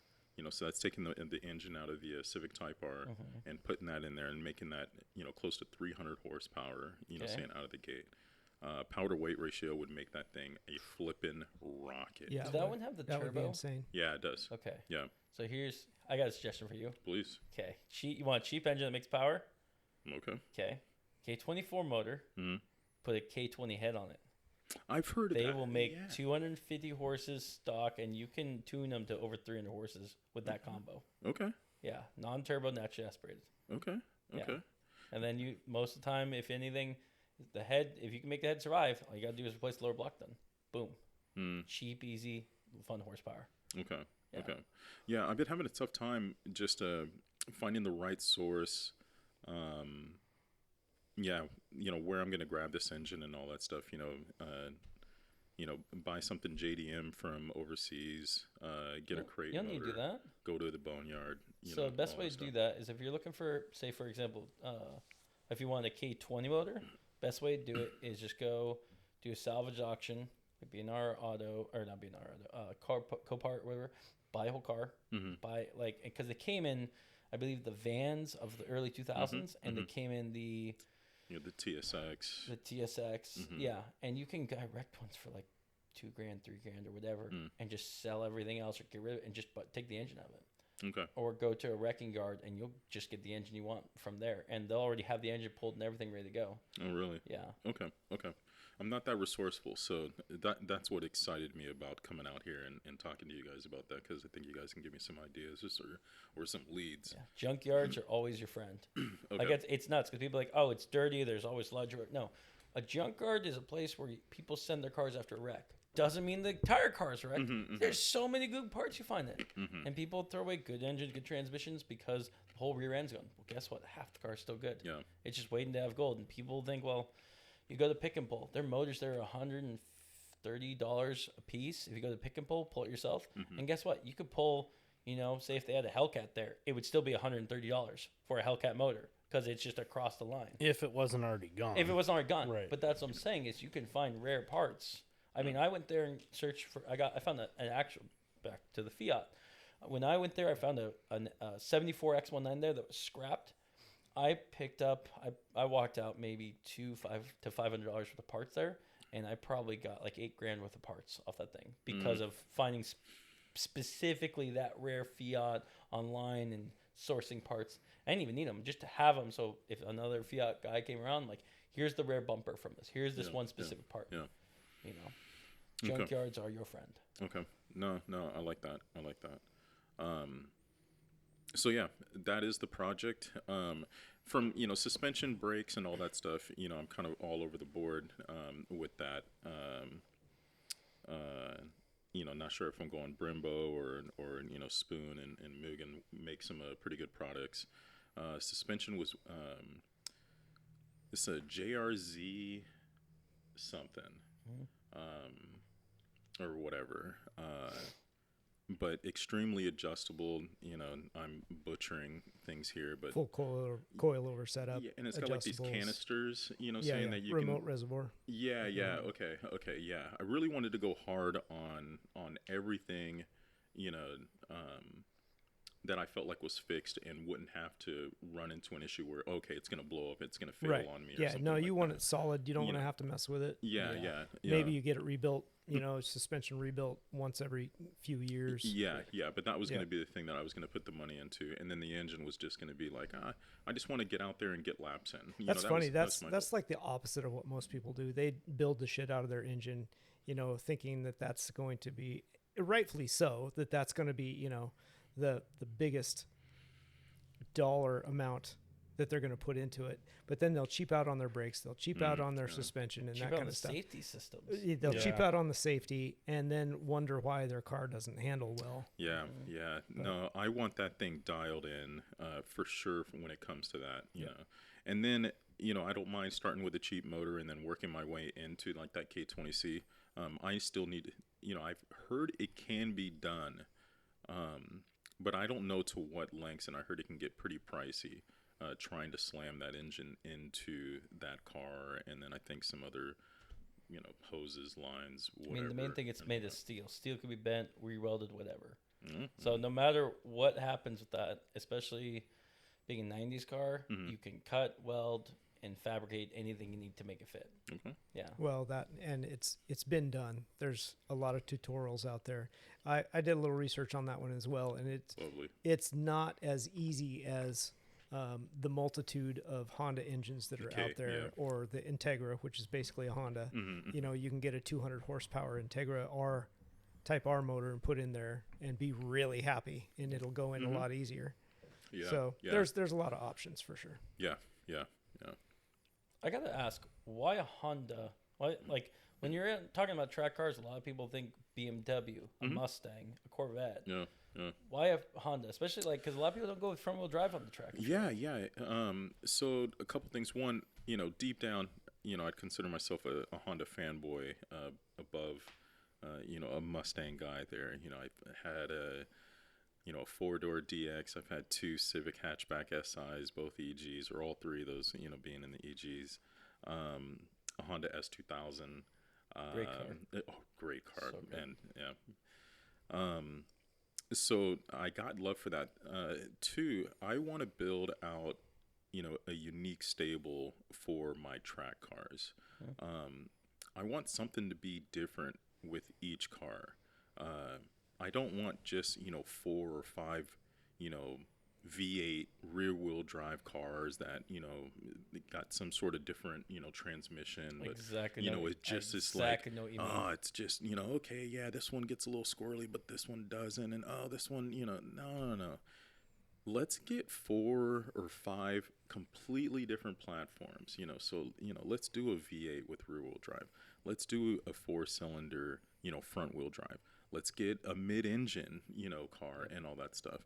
And again, it's just, just that variety and switching things up. Because your flavor of the day. You'd be like, I'm feeling, I want to drive a rally car today. Why not? I want to drive a big truck. Yeah, let's get an all-wheel drive. Because when you're driving the same thing every day, it's like, what color am I going to pick? Exactly. So, no, and then I want to see how can you finesse each car. You're going to have to work each car differently around the track and all that stuff. So, that will be the differentiator, but, would make me a more well-rounded driver. And that's my overall goal with, going to the track and getting into racing as much as I want to. I really want to be the best driver that I can. And I want to be able to drive multiple cars and be able to wheel multiple cars in a way that, I'm happy with. Third I'll say is, boy, these E36s are climbing in price. Yeah, they are. Just like a Miata. They are climbing in price, and I really wanted to get an E36 because I love beating people at their own game. And I wanted, as Jim and John got theirs, I'd love to get one and just leave no excuses on the table. And it's just like, dude, I just beat you. Pretty sure John's got several, so you could probably There you go. pull one of those. But yeah, no, He I get chooses what you mean. color he wants to drive every day. Beating them with something that is quote unquote inferior, right? That's the ultimate goal. Is it and though? I think you can. I mean, that's what I do with Liger and Quote unquote. Yeah, I don't know. Yeah, so I think it is. What's a E30? What are they using? What do they got for power in there? Like what, 200 if that? Yeah, but I mean, Is that they're low? I thought they were a heavy. little more. They're not heavy. They're No. No, they're I not think very that heavy. motor is heavier. It's The a four it's cylinder. inline six. Oh, it's an inline yeah, six it's or an inline inline six? six. It's Oh, I thought it was heavier. inline So six. because there's two. Let's see, because I thought it was a four cylinder. They made it straight six, but I thought that came in the M you're wrong. I series. think it's a 6. I think it's an inline 6-cylinder. I think they're heavier. I don't think they're as well balanced unless they've moved the block back and moved the firewall back. And I they're don't know, not there's as an awful reliable. lot of people that choose those as a race platform, and there's a reason They do. for that. No, What'd you there find, is. Josh? My friend Dave has an E36, Looking forward to talking to Dave. but he moved the motor back, so Okay. it's a 5149, Nice. and he prefers his Hondas. Oh, really? Mm, mm. Interesting. I feel like I'm doing That'll be, terrible Google search of this and not getting this straight. 3-liter 6-cylinder, Okay, so it is 240 horse. 244. Okay, so it is a six. So, I mean, Is that, depending on what motor you go with, I mean, sure, if you go with the K20, you're looking at maybe 200 if you do all the mods. yeah. But if you go with, the best Integra Type R, you're at 200. So you're still at a slight disadvantage. Yeah. But then it becomes more driver. And like we were talking about earlier, driving a slow car fast is exhilarating, right? You're connected to it, and you have to squeeze every ounce of everything out of that car There, to You're turn definitely the gonna be a same lap momentum times as a driver. higher horsepower there's car. also one other thing to think about though too, because you could be making a lot more Porsches out of that. Sure, the big thing with the track car is reliability. You don't want to be throwing a wrench on after every track day. You want to have. I mean, you may say if you don't do a 300 horses and now you're at 200 horses, but it will do that every All day track long. day for the entire season. I think there's a lot to be said for that. yeah. No, and I got to watch it too because I mean both these guys are putting money into the car too. Jim has a supercharger on his. Oh really? Yeah. Does? Oh, dude, that thing is a. I haven't seen that monster. car in a while, so I didn't know he did that. Dude, that thing is a monster. Yeah. I mean, he's got an active wing on it. I mean, that guy's got. Oh, dude, yeah, Oh, that thing's wow. got money. He's dumped some money into that thing, but it's sophisticated. Yeah. And truly, it's one of those cars where I jumped in and felt extremely comfortable driving and was able to push it hard. Yeah. It's really balanced. Great tires, great brakes. Yeah, that was a hoot. That was a hoot. But yeah, so I don't know how much power he's running. He's got to be over 300. Yeah, you think with the supercharger. Yeah, he's got to be over 300. On a base 240, probable 240 horse car. Yeah, probably. Yeah. We'll It's get probably him. gutted. We'll talk to him. Oh, it is. It's full race car. Yeah, it is fully gutted. So that was the other thing I wanted to ask you about your car. It's pristine inside and out. So I mean, you were telling us pretty Gutting much it? other than that taillight, it's all number matching. yeah.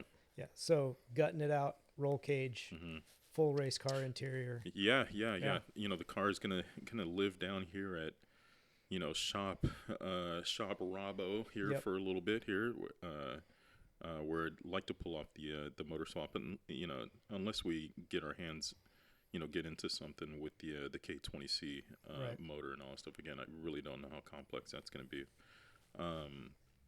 And then, there's a shop in Washington, 425 Motorsports, and all that stuff, and was wanting to, actually, I got to put the phone call in and get myself on the books for a full cage, and all that stuff. And then I'll bring it up there for a cage and a couple of seats and some harnesses. And in between then and us having the car down here, and then is when I'll strip everything out especially before they put the cage in and all that stuff. Right. So yeah. SCCA booked cage. Yeah, you can do it.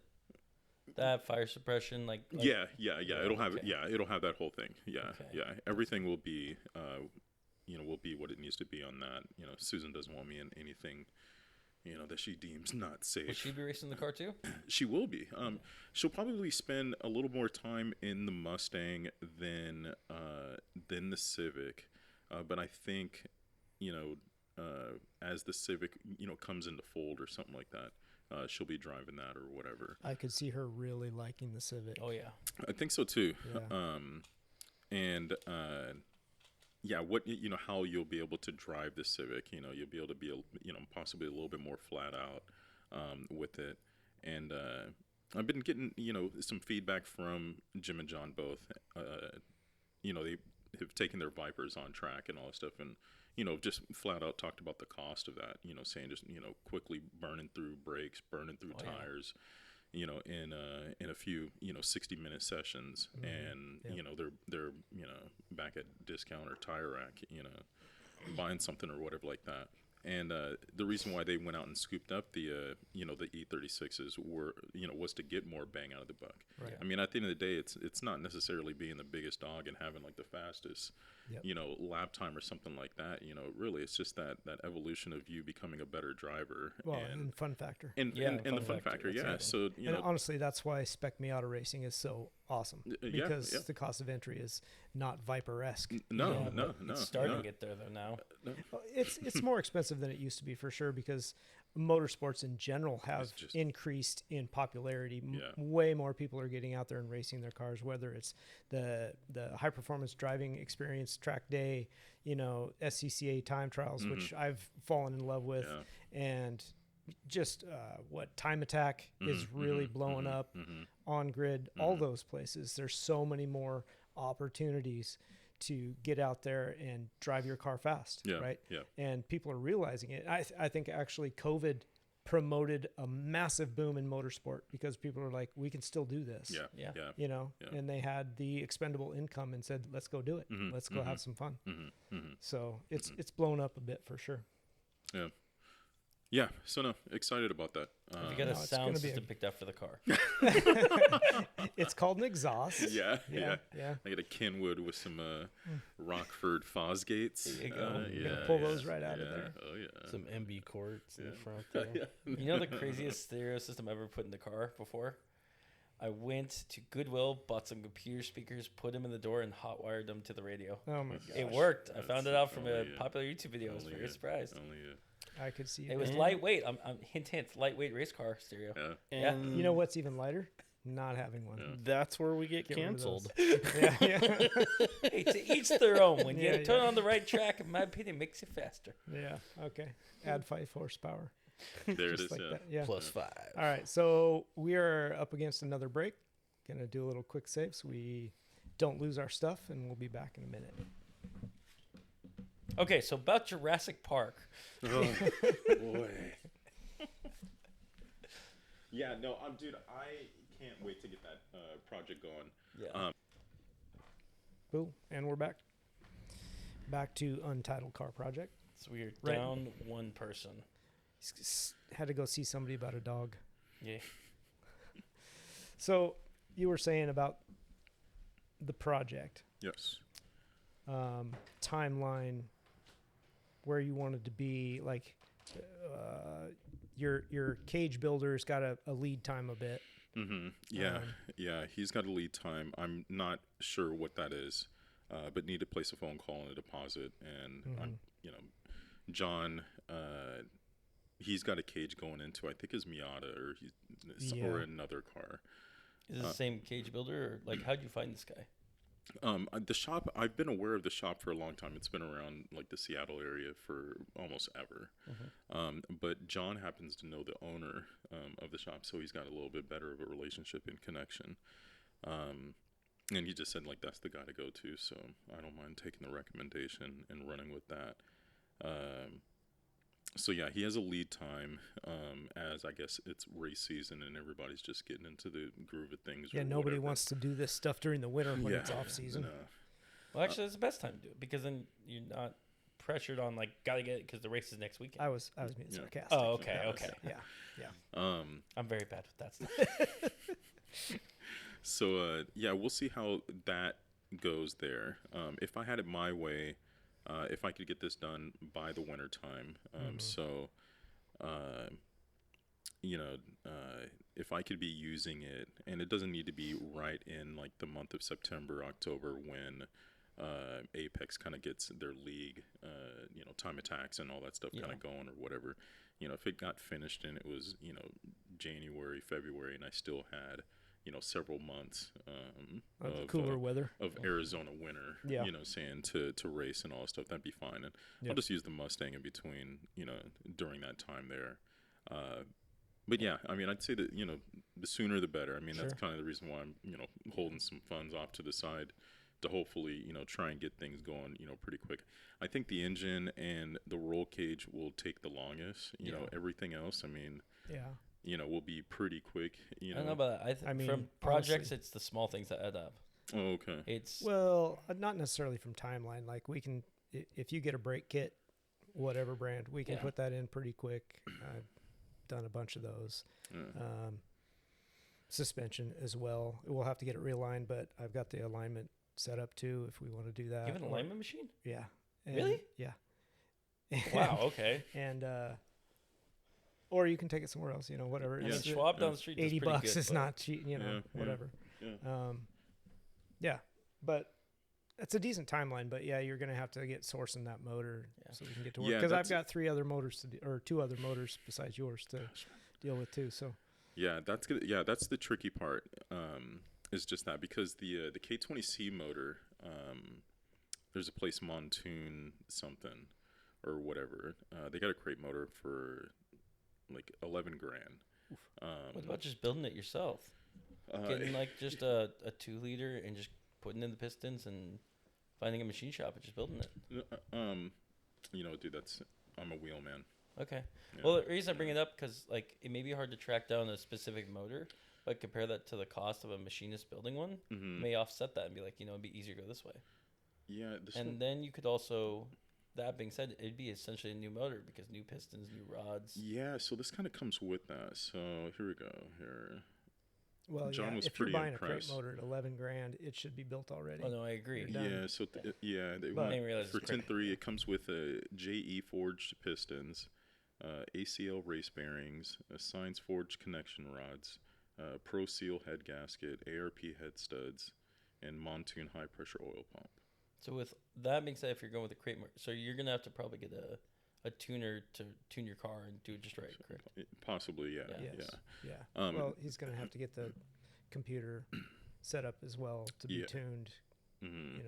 So yeah, and that's just a lot of those motor kits you can get with the harness and everything to run it. So. Look for that as well. Okay. Or I still think a base Honda motor that you can put in there and just plug and play is not a bad play. No, and that's what we were talking about, and I'm not opposed to going down that route, especially if cost of entry. Yeah, the cost of entry and trying to get myself on track and all that stuff. Yeah, and it's like, okay, if I blow a motor or something like that, I could be stashing cash on the side. Yeah. And once I get to the second motor and then be like, all right, cool, I got $15,000 to pull this off and get the transmission that's needed for it and everything else, and then it's like, okay, cool, but the rest of the car is done. Right. On top of that, if you're going just like a factory motor, it's all good to go. Same motor in the next car, no guesswork. Yeah, just plug in and go. Drop it right on in, and then you're back on the track racing. Yeah, and that's important too. I don't want to get stuck with this thing where I got to get parts from a very specific car or engine or from somewhere overseas or something backward. Like that. Yeah, just whatever. So something that I can just pull right back out of a Honda Element or whatever their minivan is called an Odyssey or something like that, and put right in there. It's like, okay, that's the way to go. Yeah. So yeah, timeline if we can get done over the winter, And that'd this be is awesome. your first project of this kind of size going through, correct? Yeah, to this scale here. So one of the EG Civics that I had, we took the engine out of a GSR Integra and put that in there. And man, that thing was a hauler. Oh, yeah. Yeah, that thing screamed. I had nothing to do with that. That was, paid to have, a guy that was just doing work out of his garage to kind of pull that off and all that stuff. But he did it, and it worked out beautifully. But nothing to the extreme of like caging it, stripping everything out, getting something tuned and trying to make this, Purpose built. Built. Yeah. This will be the first time ever doing that. So I was curious, off the motor subject for a second. What is your thought for a wheel tire package? Boy, and what are they running on the E36s? I know Jim is running some sort of Pirelli. I don't know what, but he's running some sort of Pirelli. I can probably pull up some pictures, and you guys might be able to. Like a Pirelli R or something, right? Couldn't tell you. I'm. Are they slicks? Yeah, I think so. Yeah. I think they are. I think they are. It'd be 255s, 265s. Not sure. Just a wheel, man. So with this car being built, you're just looking for the best car to build for fun. Like, there's no class you're trying to go to. No. There's no class. So the time attack that they have, to my understanding, with the way they're running it, because they lost a lot of. I heard they got this back and forth thing. They were charging too much money to jump into it, and people were kind of getting creamed. And then they were like, I don't care. Yeah. And then so they, lowered the price, dramatically to try and, get people back in it and all that stuff. I also heard that, to my understanding, there's like some sort of contraption in the car that helps with like timing or something like that. Yeah. And they're logging your laps there and all that. And then that data is used as like a handicap, similar to like what we do with autocross or something like that. Sure. So you can get this, Corvette running up against a Civic. Yeah, that was going to be my next question. If I tow my car down there, can I run time attack with you? Yeah. I mean, I think I don't know how the league is set up or whatever like that and all that stuff, but no, I'll absolutely look into all that stuff for you and all that. But to my understanding, you can compete it. Jim mentioned something about there's still some people kind of like sandbagging and working the system there a little bit, or whatever. If somebody's going to do that and beat me, so be it, man. Yeah, and if they all feel that good stuff. about they're the winner in themselves their for own that. book. They're not the winner of the story. Yeah, Right. Exactly. Right. So no, I'm just going to go down there and just run the car and just try and do the best I can. Yeah. I mean, goal number one is on the record here is to beat Jim and John.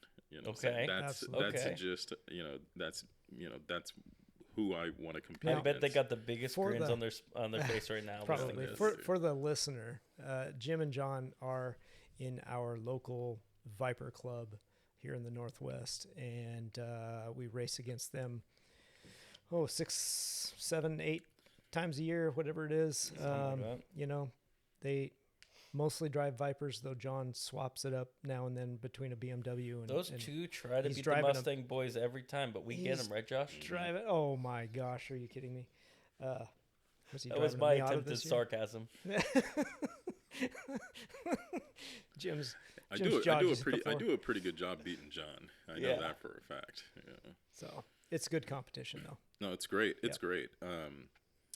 And they both love the track. Jim is a machine. He's good. His practice over the last couple of winters has really shown. Yeah. Like, he was unstoppable last year in autocross. He was just insanely fast. Yeah. He puts in a lot of work. He does. He's racing a year round. Yeah. And he's putting in a lot of work in the car and the fine details, and it's really coming together. John knows he needs work in some areas there, but he's also just happy just getting out there and having a good time. Heck yeah. And all that stuff. And he knows he's not that quick, or he doesn't feel like he's there, with his lap times and all that stuff. But yeah, but he'll surprise you.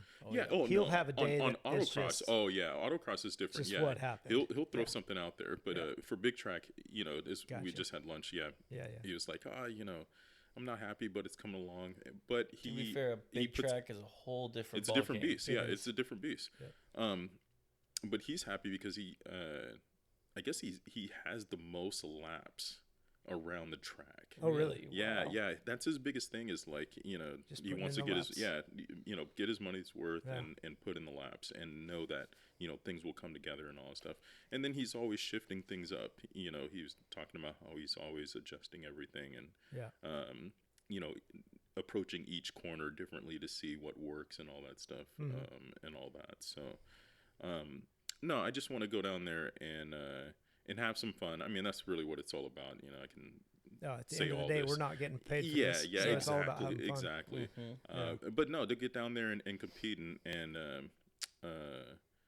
again, couldn't do the E36. I think I can honestly do it in a Honda, and want to do it, saying in that and all that stuff. So. If for some reason you had to go a different route other than the Honda, what would it be? I mean, I probably would chase the E36. You wouldn't go a Miata route or anything like that? It'd be a different Honda. Yeah. It'd be an S2000, an S2000 or an Integra. Yeah, I mean, Either of those would be a good platform. if I wasn't doing the Civic, that's what you're asking, right? Like something happened where it's like, can't do different route. Yeah. Like say windstorm happens, crush the car. Oof. Oof. Oof. that is that is because that's asking him to shift gears right now. Yeah. It's the same kind of cars that that come to mind. I mean, you can jump into like an Integra and you're pretty much doing the same thing. Yeah. What's going to make it special for you on the track? What's going to be like, okay, if the Honda's gone, because the Honda seems like it'd be the special, that's it. Yeah. But it'd be like, you know what, we're getting into the Honda, have to go into it. And it's, Yeah. I'm pretty committed to the Honda, but I would entertain the E36. It's just that the upfront upfront cost for the shell is brutal, because I'm finding some of these with 150,000 miles on it, and they still want 12 grand, 13 grand. Where I was able to get that Civic for $5, right. And I was like, oh, okay, that's pretty sweet. Might know where you can get one cheap, depending. Okay. Okay. Yeah. Okay. You just put it in reverse. Well, I know. I just put it in reverse. Didn't Adam and Robin get one? I know they're making a car. They had I think, two. Yeah, two. And I think Tristan took one. I don't know the status of that vehicle, whether it's still around or not. But I know the other one was sold. Might be an idea to ask them about that. It was sold. They got rid of the other one. They got rid of the other one? Oh, okay. I didn't know that. Yeah, that would be an option. I mean, if I could really, I like the new Civic Type R. Yeah. That's a great car. Yeah, absolutely, man. I'd love that. If I could, if I was down to throw, pretty much, somewhere between $40,000 and $50,000, and I wouldn't mind starting off with that platform and all that stuff. I just don't know if I like where you're at. Yeah. I don't know if I want to do that now. I know it's gonna come. Susan's gonna want a car. WRX. Yeah. Susan's gonna want a car, and she's gonna, we'll be bouncing out of the Mustang or something like that. So, I could see that. But yeah, that's such a good question. I'm really fixed on the Honda. Once I couldn't do the E36, it was the Honda that immediately came to mind. It's like, oh, let's beat him with something that I know and love. Yeah, and let's see if we can pull that off. And if it doesn't happen, even just driving that car as hard as I'm gonna have to drive that thing and all that stuff, and then still, what I think is getting great value and getting as many laps as I think I'll be able to get out of that thing. It's not gonna be burning through brakes and tires like the Mustang or a Viper or something like that. So I think I'm in pretty good shape. Yeah, cool. That's awesome. So you're not on social media at all. I am not. No. So we're gonna share your project on our social media, just so people could follow along. Untitled Car Project on Instagram. Yeah, awesome. We'll share the cars it starts and then progress as we go along. Yeah, and man. we'll just keep some updates. Oh no, that's. I'm excited to see the gem like beforehand and see the after. Oh yeah, dude, man, it is such a great car. It is so special to drive. Yeah, it is just so special to drive. Awesome drive down here. Like just grin on my face driving down. And yeah, I think that's going to translate onto the racetrack too. And then just knowing where it came from and then now where it's at. It's going to be a great story. Like when it's all really like put together and I'm putting in laps, it's like, oh man, I got this thing. That's going to be exciting. Yeah. Sure. I'm excited about that. Yeah. We'll have to share all of that right down to the first lap on the track. Yeah. Yeah. God, man. Wow. Get some photos, some video. Put that all We'll do a phone call in while you're driving on the track. There we go. How's the first corner? Just right. Hang on. Click. Okay, first corner is a little squirrely. Yeah, I think, yeah, I am not a social media guy, but I have been kicking around the tires of like, just tracking my progress. That's really what it's about. It wouldn't be nothing more than that, but like tracking progress. And you can always make a page just for your project. Yeah. But it's not about you, it's about what you're building. Yeah, about what I'm building and then just the journey of becoming a better driver, and all that stuff, and just, be like capturing some footage. Oh yeah, exciting. That'd be excellent.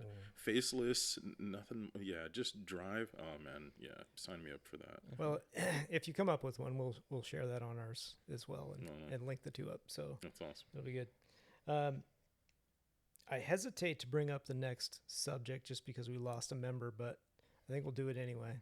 Okay. I think I were talking about the diesel. No. Okay. No, Never mind. That's full on Jeremy. Okay, yeah, because he did research. That was really cool. Yeah, I did a little research on that too, but can we just tell just 30 seconds tell Josh about what we found? Sure. So Josh, we found out like from his last week, like on an Instagram reel, that the military made a diesel-powered bike. Well, it was Kawasaki that built it. Correct. But it's like it was cool bike. Commissioned for the military. Yeah, it's a diesel off-road motorcycle, KLR 650. So we're each doing research about it because we all haven't heard about it. So we're just I learning just more. It's a heard really about interesting it bike. A few weeks ago. It's the first time I'd seen one. I've watched a few videos on it. When did they make these? Late 90s. 2000s. No, through the 2000s. Yeah. I tried to actually get that, like what the span of production was, but it was really unclear from the sites that I looked up, and it's potentially still in production. Yeah. But I don't know that for sure. But we'll have a whole episode or segment on our episode when Jeremy's here to talk about it. We tasked him with the project to really look it up. All of us have kind of looked at it just to get familiar with it. That was when we were talking earlier about the argument of bringing up stop talking about subject before, and we were arguing in the kitchen about it because it's like, I'm like, I want to hear this. So my thought was, and we've touched on this before, just the idea of how many projects can you do at one time? How many is too many? Right? So don't reach my level.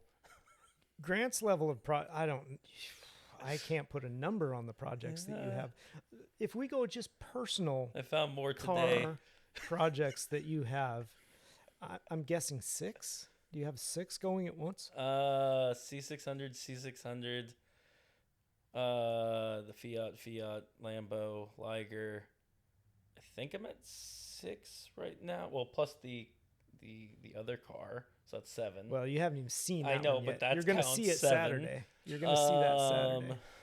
But you haven't started it yet. You can't count that one yet. Until it's in your shop, you can't count it. Yeah, but I still didn't research about and pack. And stuff. Did you? Yeah. Okay. So like that counts. Okay. The moment that you start putting pen to paper and start even outlining, you got your brain working on it. Okay. Mm-hmm. All right, that's fair. But we'll get to me in a second. Well, I mean, I just want a number. I don't want to go through all the projects because that's 3 more hours. I think realistically it's between 5 and maybe 6 because I have cars that, like, for example, and there's one I didn't even bring up last time. We need to talk at some point. We'll talk about the C600 Yeah, I don't even know that one. I know. I haven't heard that. That's project. the first crane that started my old man's business. Oh, this is your crane project, and, right? Yeah, Okay. it's like a 50s crane. Yeah. And, No, we did talk about that. Did we talk about it? Yeah. Josh It was. hasn't heard about that. No, probably not. Probably That's not. okay. So my old man, we do underground construction. Yeah. One of the cranes that started his business is a 1953 Ford cab over C600 with a flatbed with an actual crane on it. And we're talking, it's so old school that the boom to extend it out, you have to get out and manually extend it. To raise it, it has a crank to raise and lower it. The only hydraulics are for the winch to raise and lower it, and then the outrigger's down on it. It's got an old seat like something from the Flintstones. And that crane, it says on the, because it used to be used in a lumber mill, so it didn't go very far anywhere. So not in the best condition now, still trying to restore it, but the motor has 7,000 original miles on it. Okay. No idea how many hours, but from the 50s, it was 7,000 miles. Yeah. And then we have a second one that we're using because the cab's pretty messed up just from age. And so we have another one we're going to Frankenstein onto it. And it's something I've been working since I was a kid on that. But and yeah, you're right. We did because we talked about that. Yeah. But that's something that I'm eventually going to be working on. Like Pretty cool project. Pretty cool crane truck. We'll have, our from the plan is 50s, having that's that. pretty And neat. then another one of the cars, I forgot to bring this up when you're talking about your top 5. You brought up Cobra. So my family owns a Cobra. So we want to tow that behind it. You know, blue, Shelby blue with white stripes. Wow. Yeah. Wow. Yeah. Wow. Nice. Not an original one. My uncle owns the original, an original one. We have ours is a Superformance, which is a kit car. Okay. Yeah. And Superformance is technically an original, kind of. It was the only manufacturer that was given Shelby's blessing to be a continuation of it. So they're all built to original specs, except I believe the motor. So ours is still, and it's still at the time, it's a 351 Windsor that's been bored out to a 409. So it's still making, it does look like an original one compared to it, but it makes 500 horses to the wheels on a car that weighs like 2,000 pounds. Yeah. That pretty is insane. Yep. Out of all cars I've driven, that's one it's a wild ride. Oh, man. It takes some balls to push that thing full throttle. Well, Josh, you saw the one race down in Crows. Oof, yeah. That is an original. Yeah. And it is the last remaining single owner Cobra. Wow. Yeah. So, Oh. and I'm mad at myself because I'm drawing a blank on the owner's name, and it really bugs Carl. me. John. No, stop it. Joe.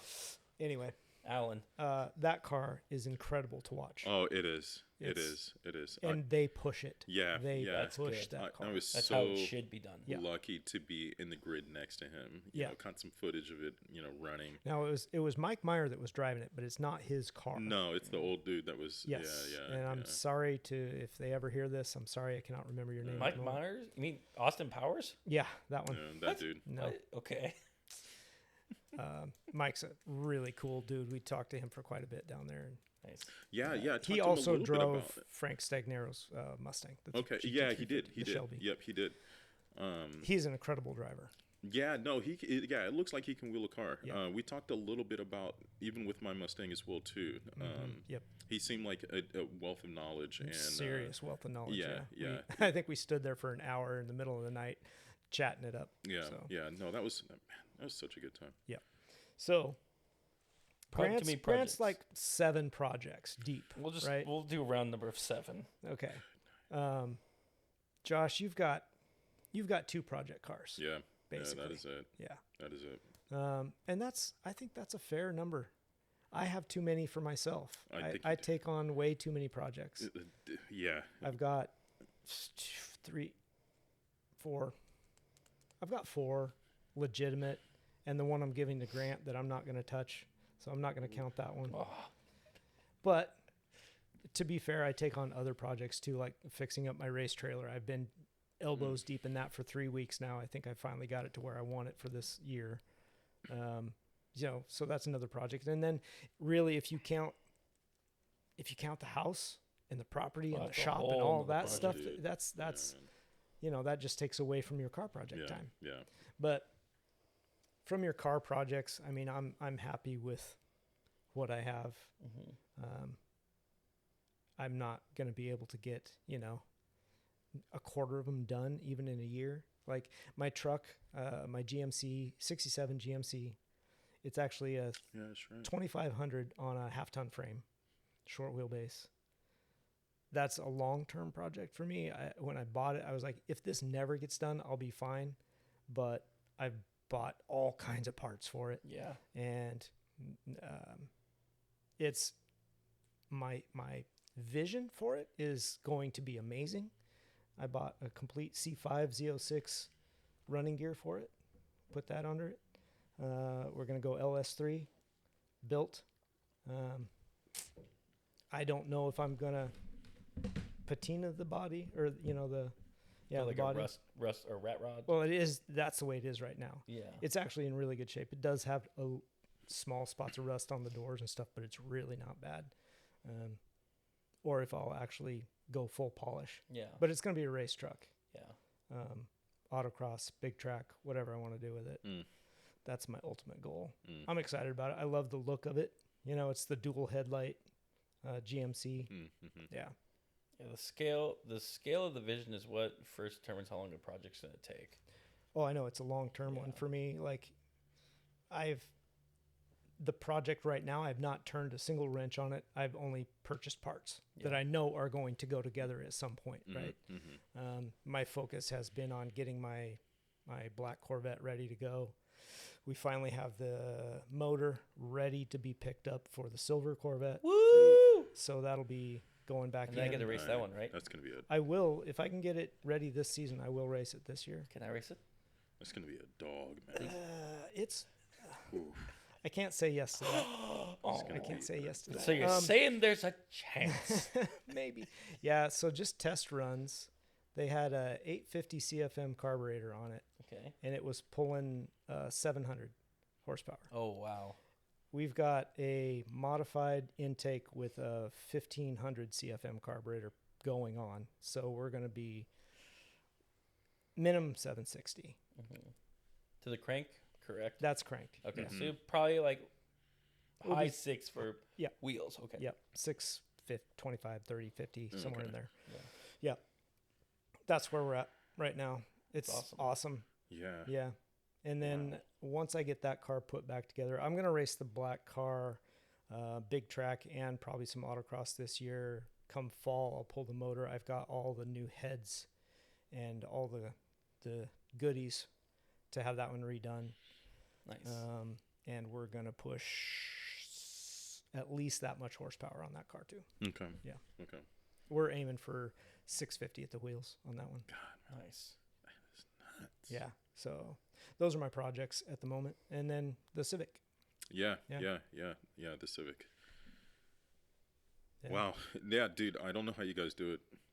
Just a little bit at a time. Yeah, that's the thing. Is like so an hour here, an hour there. Yeah. It depends. So I would say every year one of the big projects comes is Liger, because there's always something that needs to be done before race season. And typically I'll do here or there if I can. But all my other projects go on pause because you always have to have that one primary project that needs to be done for whatever reason. Most of the time it's Liger because it will drive, it needs race, etc., etc. Yeah. But with that one, it's focus down, buckling down. What is realistic? What's gonna be done? I have a lot of big aspirations for Liger last year to go through, and with some complications, I had to narrow that down this year. And now, due to time, I believe I still can get it all done before race season. Just got to have it running. It's got to have it running, but it'll be down to the wire. And I've done that time and again where it's been bolting her as we're pushing on the track, but she'll be ready to go. But think of that, like I've had, for example, the Lambo. I've had that in my shop for I think 2.5 years now. The scale of that was supposed to be a 3-month project. Opening it up, a whole can of worms. Okay, I'm like, okay, this is a little bit longer than that. Still set up to my goal of 3 months ish. I got close to that, but then life hits you. You got work, got other things, and even all the time put into it. I probably have, I think, probably about 5 months worth of project into it, spread over the 2.5 years.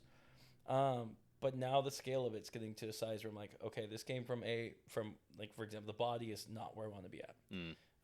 I know if I take that thing through any corners mechanically, that's one thing I shine at, building, frame and the motor and everything else.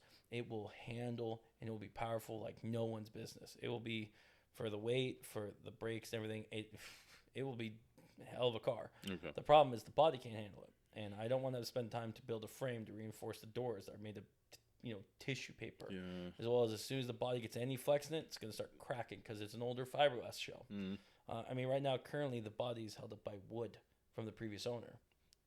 So the scale of the frame, like, okay, this was it, 3 months, maybe extend out, but now I'm like this. If I wanted to do it right, it's beyond what I want to. So it's probably gonna be a car I'll let go, but I'm gonna get it so the next person will have something mechanically will be sound. Mm-hmm. You know, take it again to my Fiats. I have a Fiat I've been restoring. I think I'm on year 7 or so with my X19. Okay. But I've been spending so much time because I want that to be. It's not a race car. One of them is going to be a race car. But the other one is for like a very pretty show car.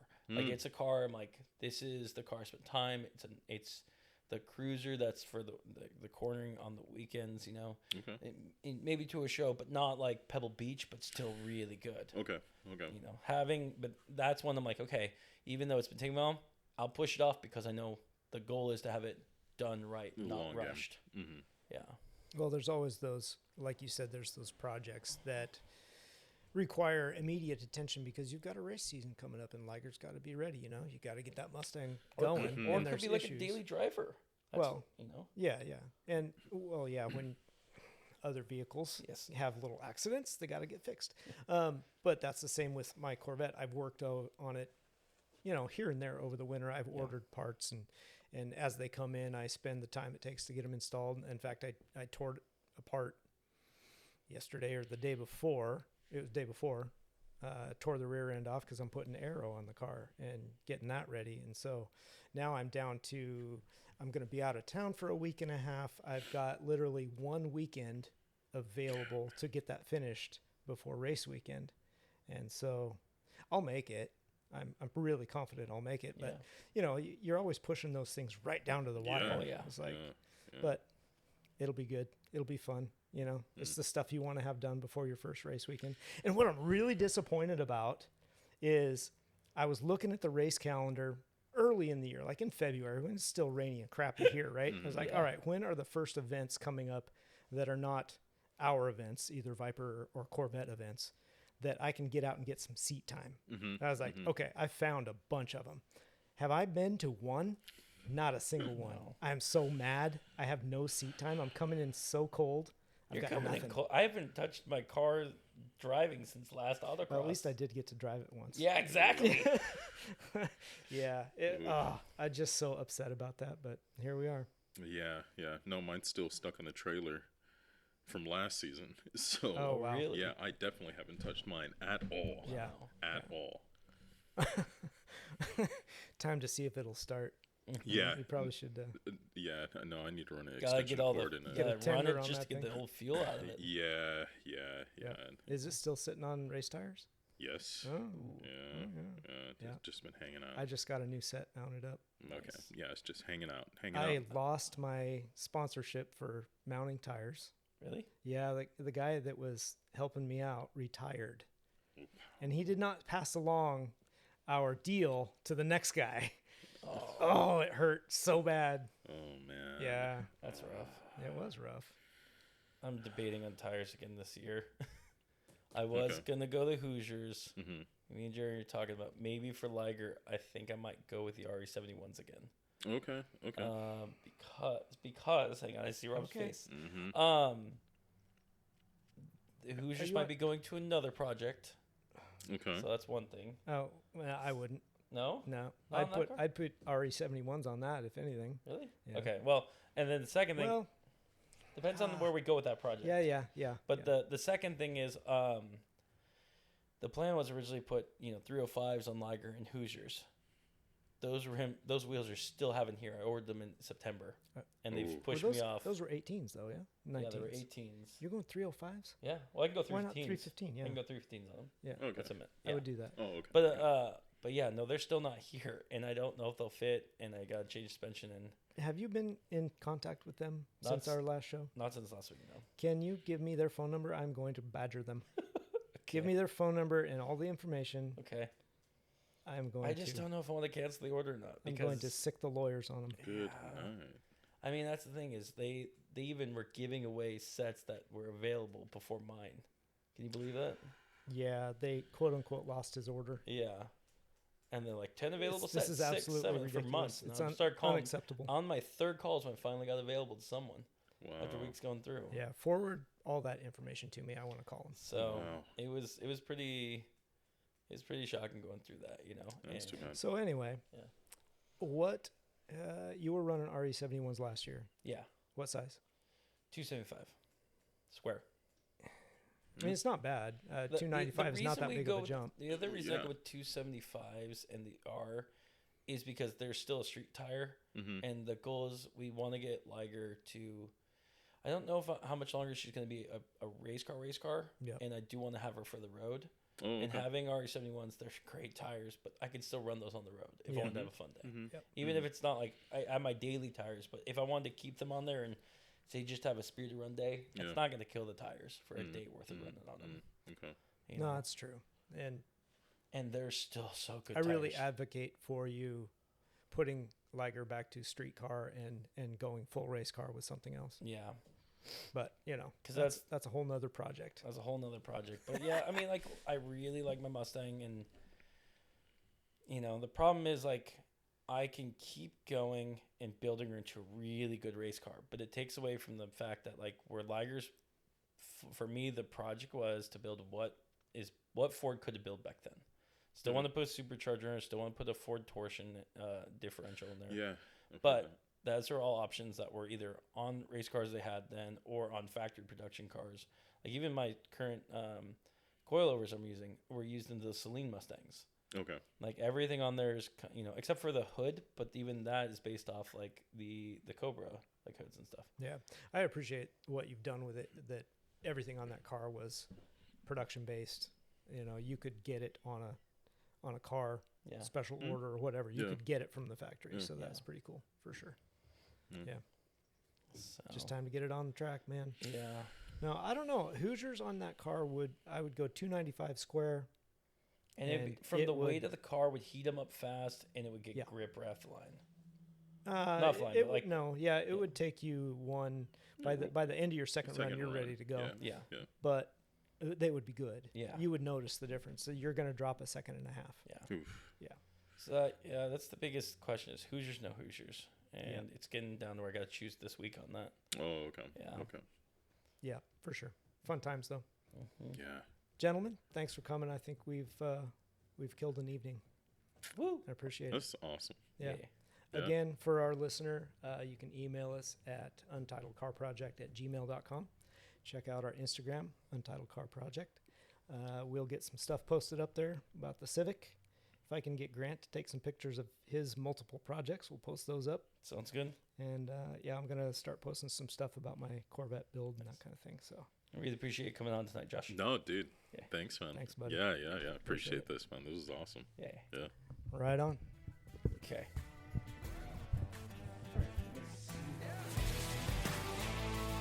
Buy a GT350R. You'll love yourself. You'll love yourself.